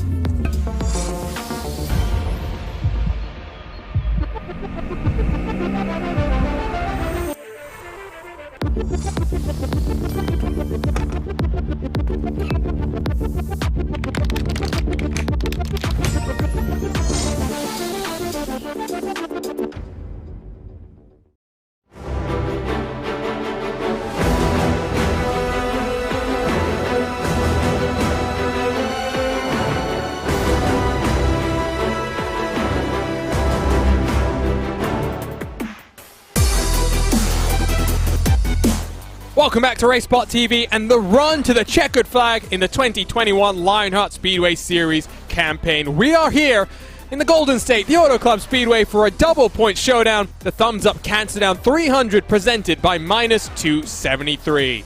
My name is Arjuna Kenkipati, alongside in a special 3-man commentary booth for tonight's season finale is Justin Prince and Andrew Kinsella. Reminder, you can follow along with live timing and scoring by heading to racebot.tv/Indy, powered by our partners at ATVO. Follow along with your favorite team and drivers across of tonight's entertainment. Justin, what a season it's been, but at least tonight, it's been all about factory back. They've not enjoyed dominance over the course of 2021, but they're dominant here today, 7 seconds clear of the rest of the field. Well, it's not surprising to see the domination station they've been able to pull off tonight when it comes to playing things out to perfection in terms of the swap draft to break away from the pack early, and then setting the tempo from there to the point where they're still pulling away from the rest of the pack, several times over by at least half a tenth per lap. There's a reason these two drivers up at the front have combined for 10 of the victories entering tonight. It's been difficult to find your way up towards them all season. And if anything, Barrett Rolfe has been closed on by Chris Fowler, Craig Forsyth, Caleb Bency. We have 19 cars, still running out of the 23 that took to the green flag. 11 of them are on the lead lap, and Christopher Kresge in danger of going one lap down in a race that has gone green from the start of this race to lap 111. 40 laps to go. One final pit stop for these drivers to make sure they execute, make no mistakes to wrap out the season. And as things run, Andrew, well, one hand on the championship for Alexis Newsom. She is clear of Barrett Rolfe by, give or take, about 25 points. The question really is, what's going to happen for fourth on back, where it is pretty close between drivers that have had issues here today? Matt Taylor, Joe Branch, Tony Schowen, and Alexander Van der Sande. One hand on the championship indeed, and it's been an incredible drive from Alexis Newsom. So impressive. She's done exactly what she's needed to do. But as you mentioned, some of those drivers who were in contention at the beginning of this race, they've made some mistakes and taken themselves out of contention, and now it's turning into a heated scrap for that 4th, 5th, 6th, and 7th position. Van de Sant, who we saw on the live timing, was as high as 3rd in live points at one point. He's all the way down in 7th and circulating around with a stricken car. You see him part of this pack along with Tony Schowen, who is also one lap down. This was not the race that Van de Sant, Taylor, or Tony Schowen needed, and now it's all about salvaging whatever they can from this race to get it to finish as high up in the championship as they can, because don't forget, there is cash prizes available, not just for the winner of this championship, but for several places below it as well. So it will make a difference where these drivers finish in this championship, so every point for many of these drivers still counts. Tony Schowen, George Anzaldo swapping amongst the two of them. These are the cars that are first on one lap down. Tony Schowen, after starting down on pit road, has worked his way up to 12th, but really not the way that the Iowa native would have wanted the season to come to a close, as Anzaldo powers around the outside. Van der Sande is one lap down, so not fighting with these cars, but just using them to build up the speed, with significant damage to his right side pod early in the race. Tony Schowen now does get the job done with Caleb Bency, next car up the road, running up in 6th position. Chris Fowler will be, by the way, the first car to come down onto pit lane. He's on lap 24 of his stint. Hypothetically, could come down onto the lane in about 4 laps time or so and would be able to make it to the end. We'll wait and see when the 20 car, biggest mover on the day so far, plus 19 from where he qualified. And of course, Fowler did have an end-of-line penalty to serve, so has driven his way up through the field in dramatic fashion. Finally, some luck going the way of Chris Fowler and that number 20 car. Justin, I think the thing that we really have to highlight here is if Robert Malechka III had joined the series for race 1 instead of, oh, I just heard a crash in the background. I'm not sure which car that would have been. Right now, it looks like everyone's keeping themselves forward, but we'll have to see if there's any problems. There's Christopher Kresge in particular, who the leaders just passed on by. Wonder if something just happened when he tried to let by the leaders. I definitely heard a crunch. That is for sure. Let's ride on board with the number 16 machine and take a look from the RIL Team Speed car coming across the start-finish line. You can hear him lifting off what's going to happen here, because he did slow, but that looks okay. Doesn't look like anything happened there. Watch for the exit.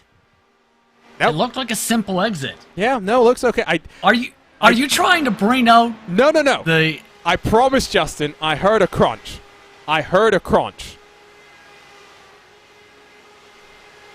Now you've got me paranoid in terms of that, because I don't see any other additional cars, by the way, who have side pod damage. So, interesting. Are you okay?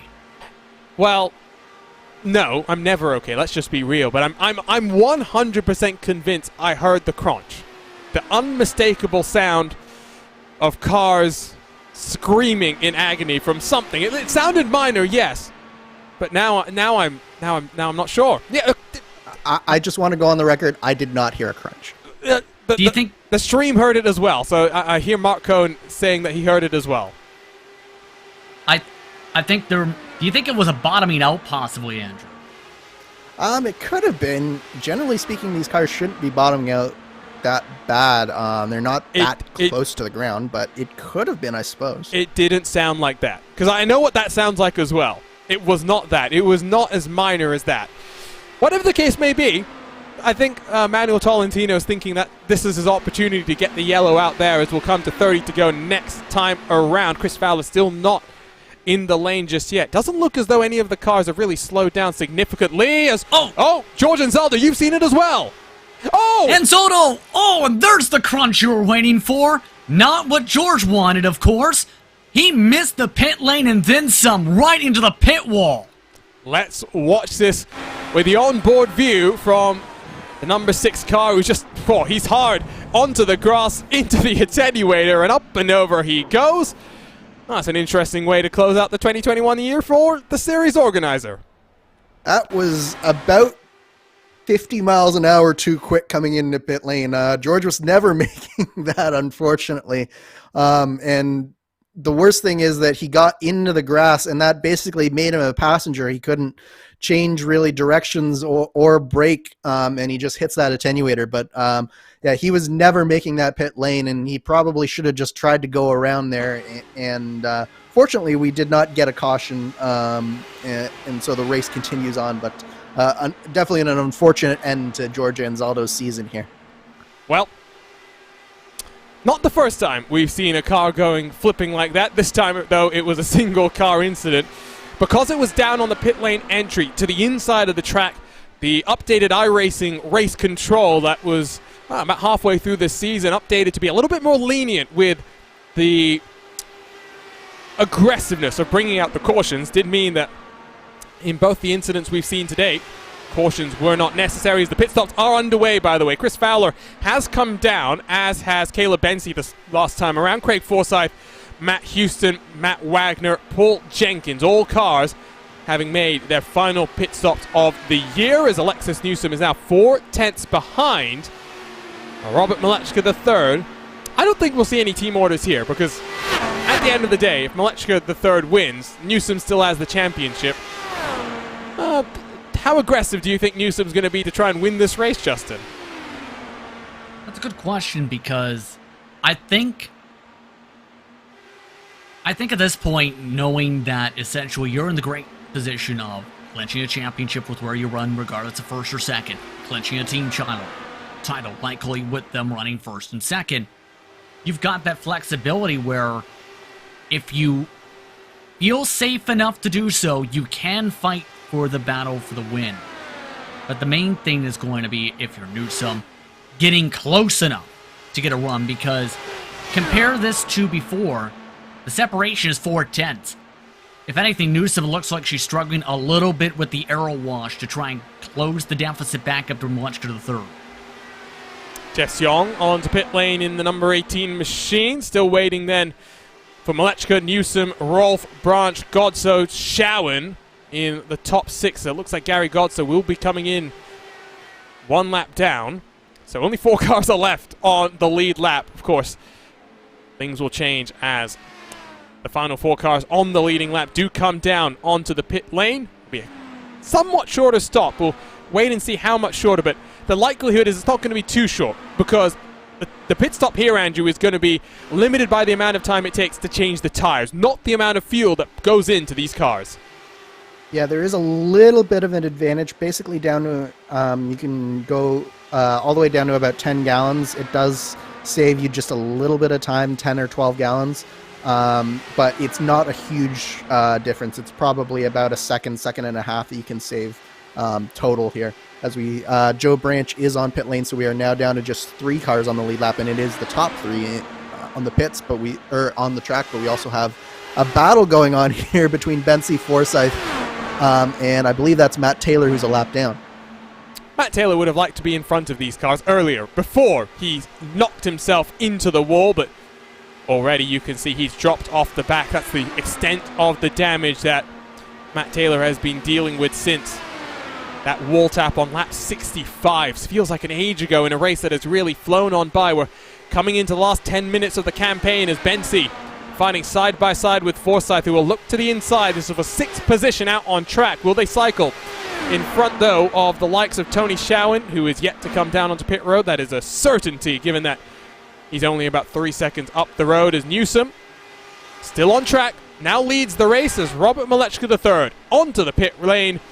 No mistakes this time around. Barrett Rolfe also clean into the lane here, Justin. For the most part, drivers have been keeping it fairly conservative to make sure they make this pit lane, and you do not want to make a mistake on the money stop. No major mistakes for anyone this time. Van de Sande also coming on in. There's the track map you see with some of those separations, but it has been like clockwork, essentially, between Newsom and Malechka III. Normally, we've seen Newsom come the following lap after Malechka III. Newsom this time has said, you know what, I'm going to go longer. But how much longer? We've seen the overcut has worked on occasion. We've seen the undercut has worked on occasion.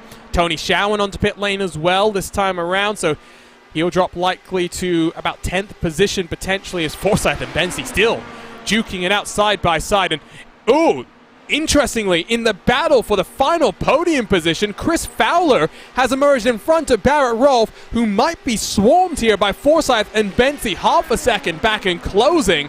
That's not the pit cycle that Barrett Rolfe would have wanted, Andrew. Yeah, this was what I talked about earlier, Arjuna, where what Fowler was able to do was he was able to have that lower average lap time that just allowed him to be able to extend out and get in front of both Forsyth and Rolfe. But what Rolfe really needs here is he needs to not fight with these guys and get somehow back onto the back of of Chris Fowler. But Fowler is almost 2.5 seconds now up the track. So right now, Barrett Rolfe has the advantage of the freshest tires of the bunch, but he's got to be able to find a way to make that work and get back onto the back, or else he is going to miss out on a podium here. Newsom still out on track, lap 33 and counting. Surely she's in this time around, as Matt Taylor will come in for his final stop of the year as well. Slowing down, so it indeed will be number 63 car onto the lane with one hand on the championship. No issues there. Pit lane has been a problem spot for Newsom over the course of 2021, Justin, but putting all the demons to bed there. What an entry that was. Right up to the cone, timing it up right.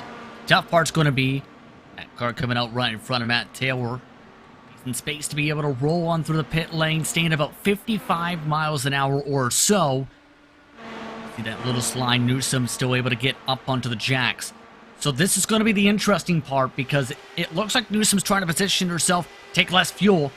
Actually took a little more fuel, if anything, in terms of the pit stop box time. Was 0.1 seconds slower than Malechka, who's already up to speed and sweeping through the middle of turns 1 and 2. Back to the race lead is the 91 car. But Alexis Newsom works herself off a pit lane, just has to survive 16 laps, and she will be the inaugural Lionheart Speedway Series champion. Well, are we going to see a caution? Given how things are spread out right now, other than the battle for 4th on back, I think I'd be a little bit shocked here, Andrew. Yeah, I would be surprised if we saw a caution this late in the race, given how these guys are driving. They've all been doing a really, really good job of keeping things neat and giving each other enough space that there hasn't really been too many instances where it's been really close to coming together. So given how these guys are driving, as we see Forsyth getting really wide there coming out of 2, just as I'm saying how good they're driving, I think that will be good. But definitely, as the laps come down, there will get a little bit more desperation. So look at, if there is going to be an issue, it's going to be right with the type of battle that you're seeing on screen here, which is a really close battle for that those top 5 positions. You might see Forsyth and Bensy start to get a little bit desperate here. So if there is an issue, it'll probably be around here. Nick DeGroot onto the lane as well.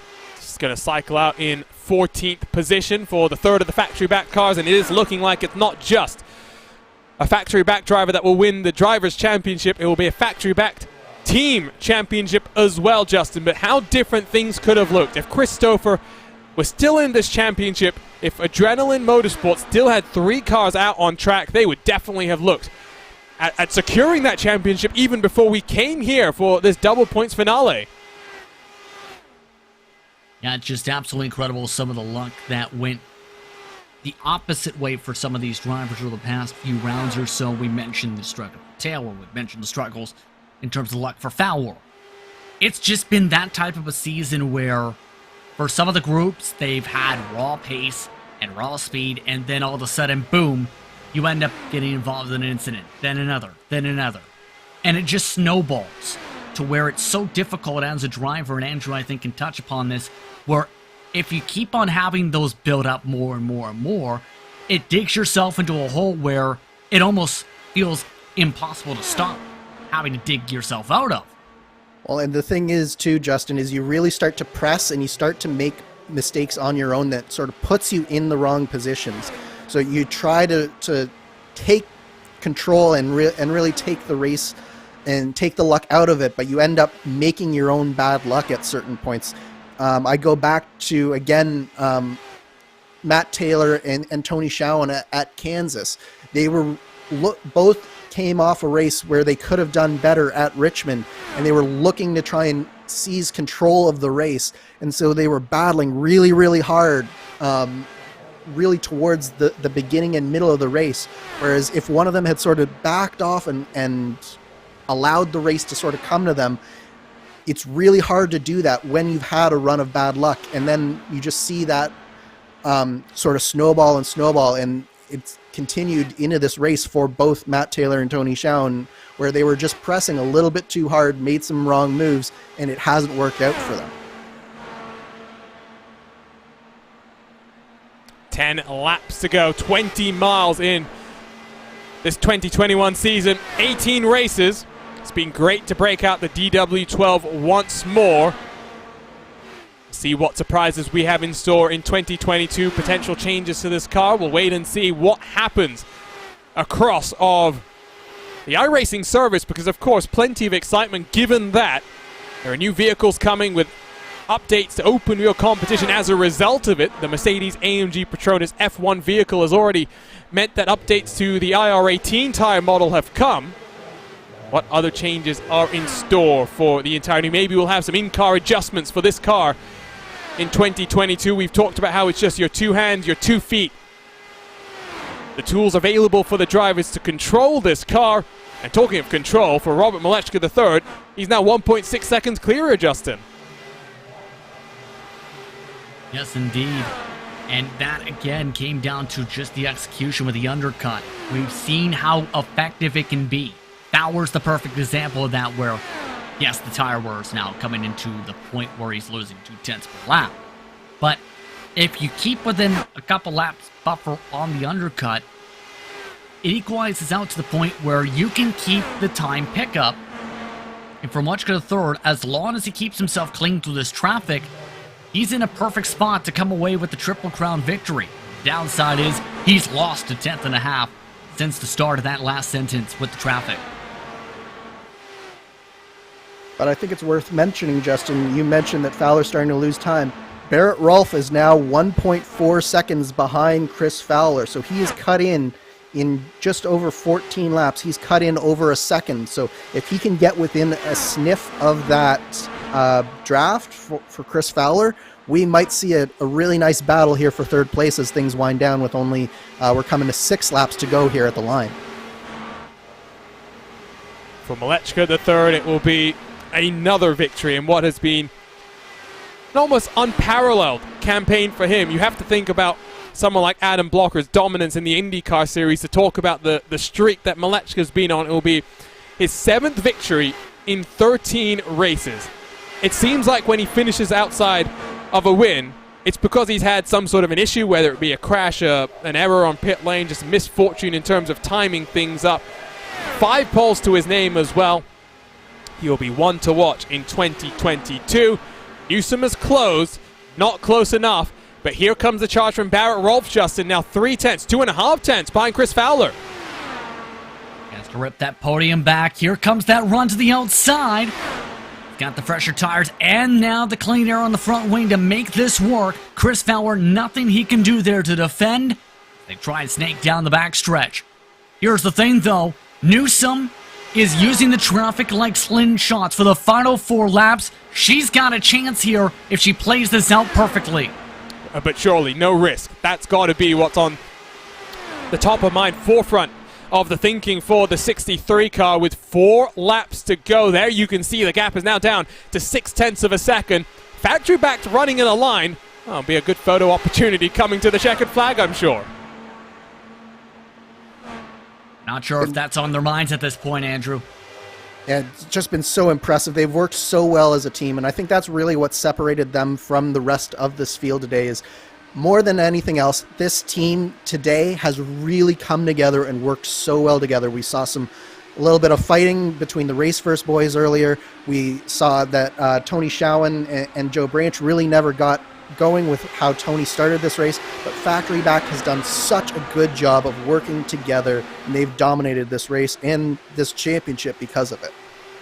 And Andrew, what makes this DW12 so much fun on the ovals? We've seen some great driving, some great setups as well, but this car is just inherently designed for oval racing, very different to what we see with the IR18.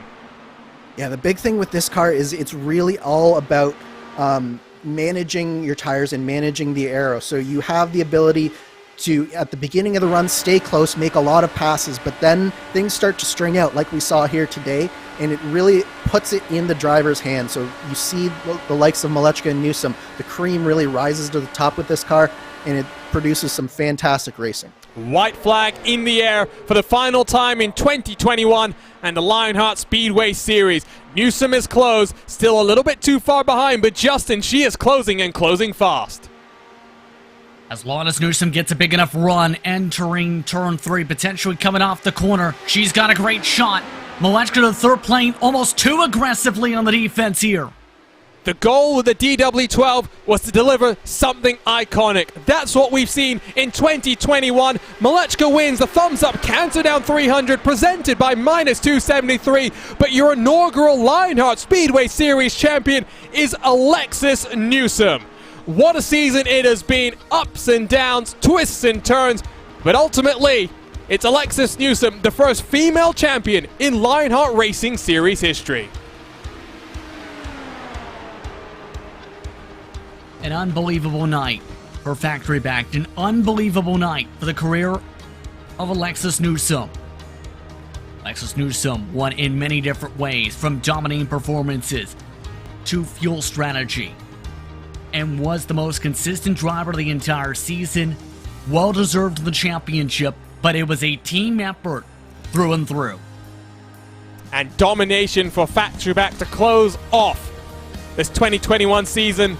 Not just Alexis Newsom, your driver's champion, but HyperX team champions for Factory Backed. What a day for the team. Barrett Rolfe completes the podium. Good drive from him, but once more qualifying issues just mean he wasn't at the front where he needed to be when all things were said and done. With that said though, let's go ahead and take a look at our Carnox race results after 300 miles of action at the Auto Club Speedway. No cautions for the second time in this DW12. What a race it was. Robert Malechka the third takes his 7th victory in 13 races, but Alexis Newsom, just 1/10 behind, is your champion in the Lionheart Speedway Series. Barrett Rolfe completes the podium with Chris Fowler, Caleb Bensley, Craig Forsyth, and Joe Branch, the cars on the lead lap, while Jeff Young, Gary Godso, Matt Houston round out the top 10. Christopher Kresge, Tony Schowen and Matt Wagner 11th through 13th. The cars one lap down with Nick DeGroot, Paul Jenkins, Trevor Malone, Alexander Van der Sant, Matt Taylor finishing the race. The final cars on track with George Anzaldo, Mike Rigney retiring with issues. Dean Moll, Charles Teed and AJ Musselman all getting mixed up in incidents midway through this race. And what a race it was under the lights here at the Auto Club Speedway to close off this 2021 season. And for the final time, we head into the HyperX post-race show because the Lionheart Racing Series is powered by HyperX, makers of premier gaming gear like the legendary ultra-comfortable Cloud line of gaming headsets. Whatever you play, however you play, HyperX knows that we're all gamers. For more information on HyperX products, visit hyperxgaming.com and don't forget to use the promo code Lionheart15, that's LIONHRT15 for 15% off all orders. We will wait to head down into HyperX Victory Lane for a chat with Alexis Newsom. We also do have a final post-season award show to come to you to close out the year. But Justin, what a year it was, and so much fun to be a part of it. It was incredible through and through. Some of the battles we've seen throughout the campaign, as well as so many of the strategies that came into fruition throughout the campaign. It wasn't just as simple as, okay, this driver's quick. This is the end of the race right here. This series had plenty of twists and turns. Not one driver could completely control the consistency marks to be able to try and run away. It took all the way to the very end tonight to try and clinch things on forward to make sure how things would close on out. It was incredible, to say the very least. And keep in mind, many different drivers went to victory lane, not just Molechka III for 7 times, not just Alexis Newsom for 4 victories. Rolf, Taylor, Van de Sant, Schowen, Stouffer, Moll, Bensi all went to victory lane in their own unique ways. Incredible season, and this DW12, it's an old car, yes, but it's put on a show for us, and well, I'm already now looking forward to 2022. We are waiting for our visit down into the HyperX Victory Lane to get to our post-race award show as well, post-season award show.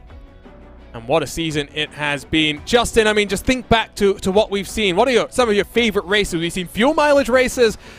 We've seen drama to the finish lines like we saw last time at the Kansas Speedway. But I really think about the tone that was set in race 1 at Motegi, where we saw Dean Moll take a dramatic victory of his own. I think that really set the marker for the rest of these 18 races. It absolutely did, because it made it clear that you could win in multiple different types of ways. Dean Moll won that race mainly in part because of being able to have the tire strategy gamble pay off in his direction to try and get the clean air at Twin Ring Motegi for the final few laps of that respective race. But then you compare that to some of the races that come into mind. I remember, for example, how emotional that race for Alexander Van der Sant was at Kentucky, to be able to stretch it an additional lap each run, how difficult that was to execute on fuel strategy, to be able to make it on fumes to win that respective race. That was emotionally huge. And then, of course, with seeing how Barrett Rolf had the pace all season, to the point where, of course, he was a championship contender by tonight, to come away with that win at Indianapolis was also very emotional to see. So plenty of historical moments and plenty of memorable moments in Lionheart lore in history.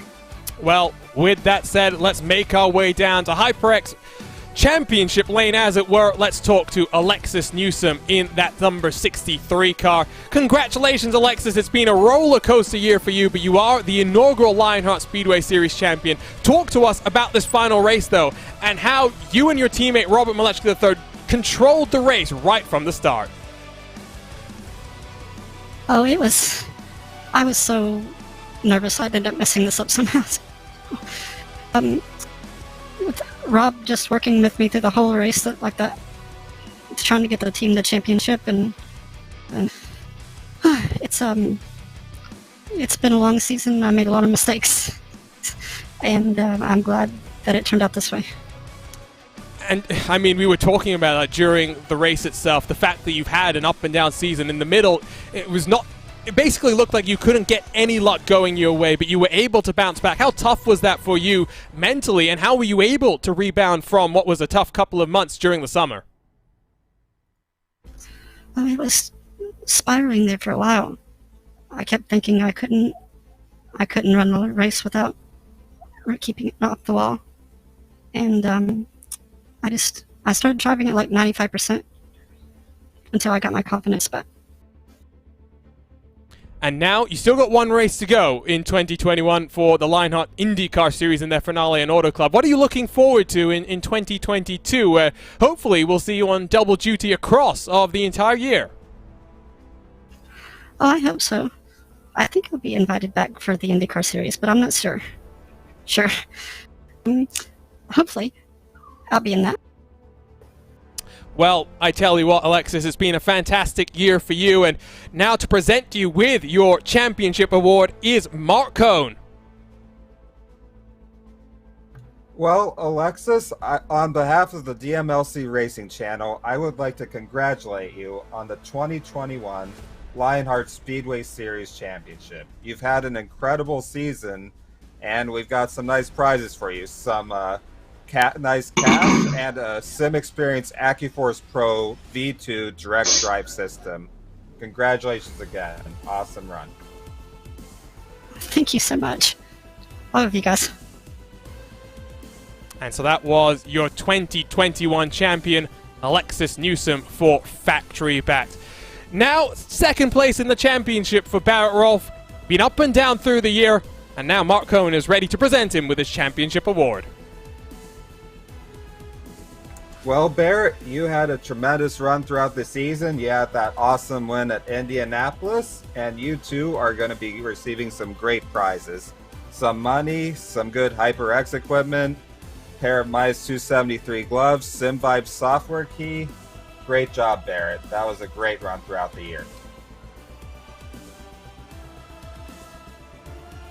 Floor is yours now, Barrett.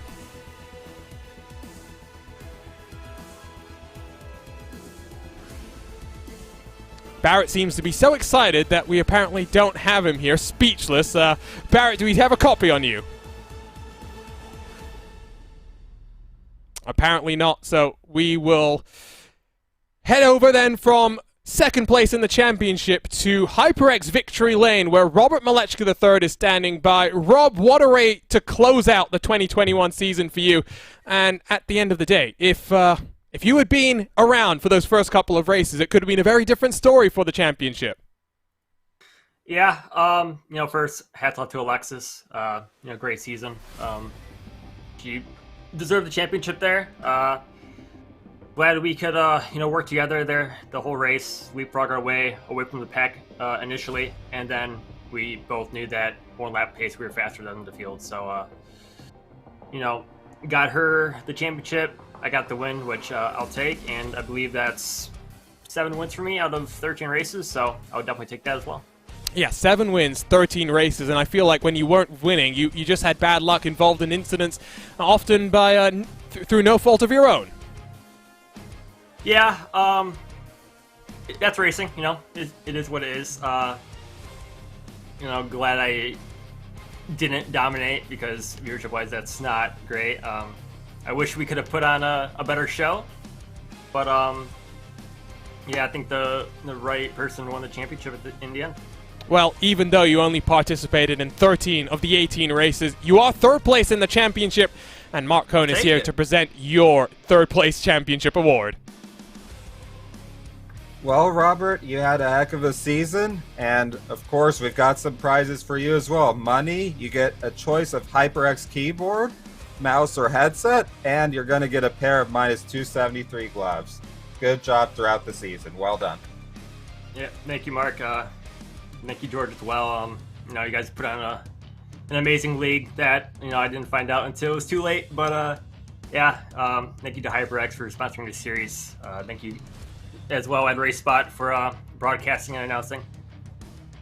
So that was winner here today to close off 2021. That was Robert Malechka III. And now standing by to present your Driver of the Year, presented by the DMLC Racing Channel, Mark Cohn, take it away. Driver of the Year. This award is unique in that it is not given solely based on speed, but on heart.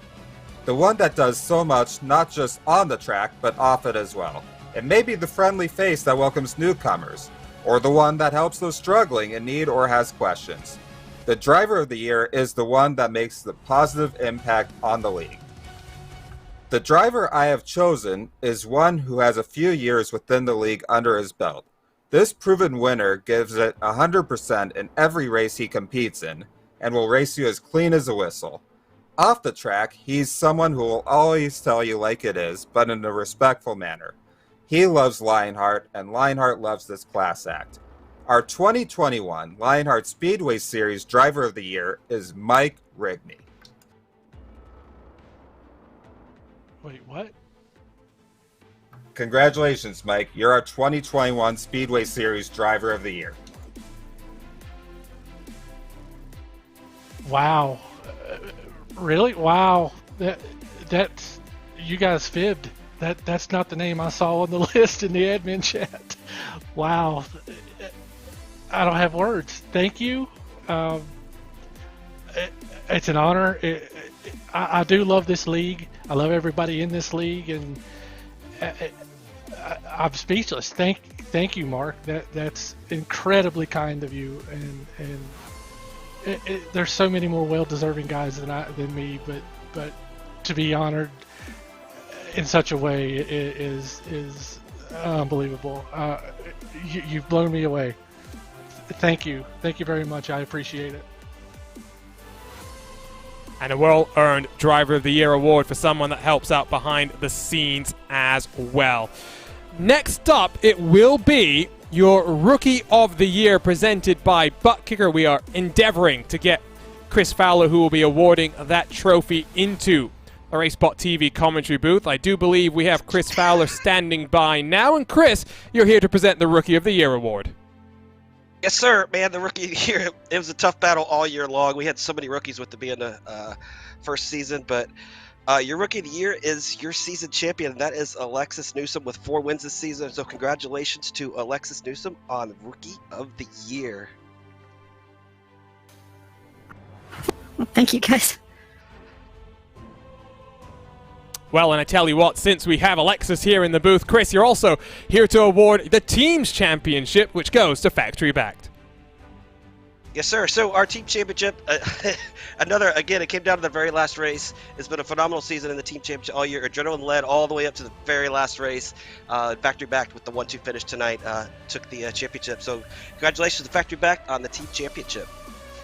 And they'll get some awards from HyperX, Butt Kicker, minus 273. So congratulations, guys. Thanks. We had a pretty good season. It was a lot of fun. Well, we've also got Rob Malechka III here. Rob, Team Championship, what does it mean for you, Alexis, and Nick DeGroot? It's great, we all kind of started late, but I think throughout the season, as a team, we worked the best out of anyone. We locked in there this last race and worked great together to get Alexis the championship. So your team's champions in 2021, Robert Malechka, Alexis Newsom, Nick DeGroot, all 4 Factory Backs. Now here to present your Cleanest Driver of the Year award is Tyler Groff. He's standing by with your winner in 2021. Hey guys, the Cleanest Driver of the Year award presented by Graphics Esports. This is based on the lowest ink average out of the entire season. The winner of that goes to AJ Musselman. Hey guys. Well, AJ, it's been a fun year for you. Cleanest Driver indicates just how clean it's been. Talk to us about 2021. Yeah, those who know me well know I do take a lot of pride in being a clean driver out there, and in a car that does so much pack racing, to still be able to keep it clean and come out as the cleanest driver, it is something I'm pretty proud of. I would have loved Iron Man too, but that wasn't meant to be tonight. Tough to end the season like we did, but great season overall. Thanks to everybody at Team Race First for the moral support all season long. I can't wait for next year. Congratulations, AJ. Can't wait to see you in 2022. And here as well to present the Turning Point Award, the driver that improves the most from the first half of the year to the second half is Tyler Graf.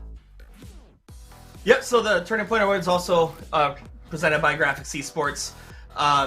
This is, like Arjuna said, the best turnaround in a season. And it was pretty obvious based on how they were running. As long as things weren't running into him, he was having good runs. And it couldn't go to somebody more deserving. Turning Point Award this year goes to Chris Fowler. And he'll be getting a set of spotlights and a pair of minus 2073 gloves. Nice, thanks, Tyler.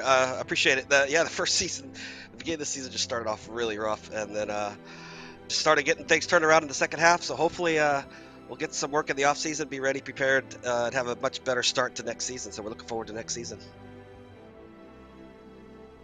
And well, doesn't look as though we have the winner of the Ironman Award for an interview here today, but George Anzaldo is here to present that award. George, take it away.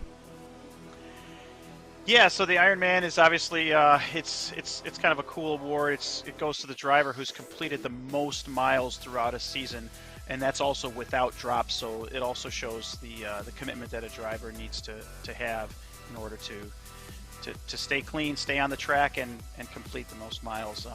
And that's going to be presented to Joe Branch this year. He's our Ironman Award winner for 2021, presented by Carnox. A driver that was mixing up for the championship at times, didn't go his way sometimes. Plenty of interesting strategies that we saw from Joe over the course of the year. And to wrap up 2021, to wrap up this post-season award show, George, talk to us about everyone that makes all of this fun stuff happen. There's a huge team behind Race Control, but there's so many names, so many partners that support you as well. Oh, it's been phenomenal, all the support that we've received. First and foremost, want to thank the administration team and the drivers who make the racing and the on-track product possible. I certainly like to thank RaceSpot for all of the amazing coverage that we received throughout the year, as well as ESTV for showing our races to a large audience there in the global esports community. Certainly we can't forget to mention HyperX as our sponsor for our entire series. They provided the amazing equipment and headsets for us so that we have great communications, and the sim comes through so accurately, and it's fantastic to have them on board. Butt Kicker, Sim Experience, minus 273, Carnox, Graphics Esports. Tyler did an amazing job all year long with our race logos and helping us out with our various e-flyers and things like that, so that we can stay in touch with our fans and keep everyone going, and as well as SimRace247 for posting all of our stories. It's been a great season. We want to thank all of our 2021 sponsors. There's certainly a few more there that have helped, and also those that have helped behind the scenes all year long. It's been fantastic. We're certainly ready for 2022. We're excited for the upcoming season. We're certainly looking for drivers, people who are interested. Certainly visit the website and submit an application. We're looking for the next wave of drivers to join Lionheart. So again, just thank you to everyone who's been involved with the league, and we're looking forward to another year. Still plenty of racing to go as well, George. You've got IndyCar Retro Series to come to a close. What do you think is going to happen there? Of course, championship decided already in the IndyCar Series. Adam Blocker is now a 4-time champion, but a Retro Series, it's all to play for there. I absolutely love the Retro Series.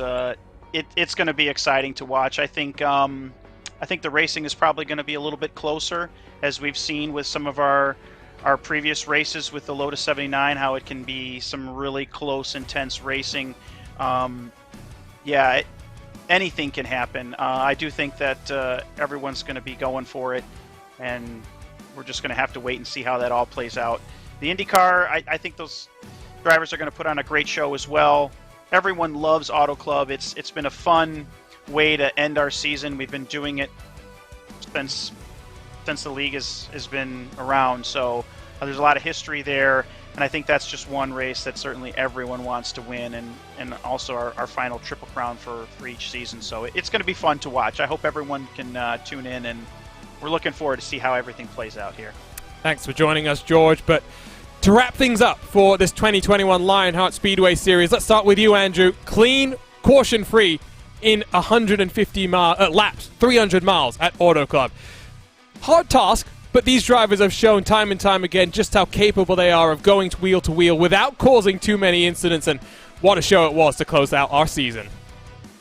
It truly was a showcase of just how high the level of talent is in the Lionheart series. As you mentioned, so many rookies in this field today, but they all performed like veterans, and none more so than our champion Alexis Newsom and her teammate Robert Malechka III taking home the team championship as well. Just an absolutely fabulous race and an excellent way to end this season, and I can't wait to see what the other Lionheart series has in store for us as well. And for you, Justin, I mean, started back in March. It's been a long road to get here at the end of November with a new champion, our first female champion in the Lionheart Racing Series. It's been so much fun, and we still got a couple of races left to go. Absolutely, when it comes to some of the action, it's been intense, it's been busy, it's been hectic for some of these drivers. But in the end, the best of the best came out with the hardware and finished out on top. This is the type of series, this is the type of sanctioning body where it takes so much to be able to win. So much to be able to prove that you belong. And in the end, we've seen many of these drivers make a name for themselves this season. An incredible Speedway Series campaign. I can't wait to see how IndyCar and Retro Series competition ends as well. Plenty more Lionheart action to come. 500 miles in the IR18 here in the Golden State at the Auto Club Speedway this Sunday, 4 p.m. Eastern, 3 p.m. Central, 1 p.m. Pacific. It's the Sim Experience race for the championship. The championship may have been decided, but there is plenty to play for. Don't miss any of the action here live on RaceBot TV. A reminder as well that you can keep up to date with all things Lionheart across of social media, while ESTV has your esports needs covered. For sim racing, look no further than RaceBot TV. Hit that red subscribe button. Hit the bell next to it as well to get notified every single time we go live with a great sim racing series that we get to cover.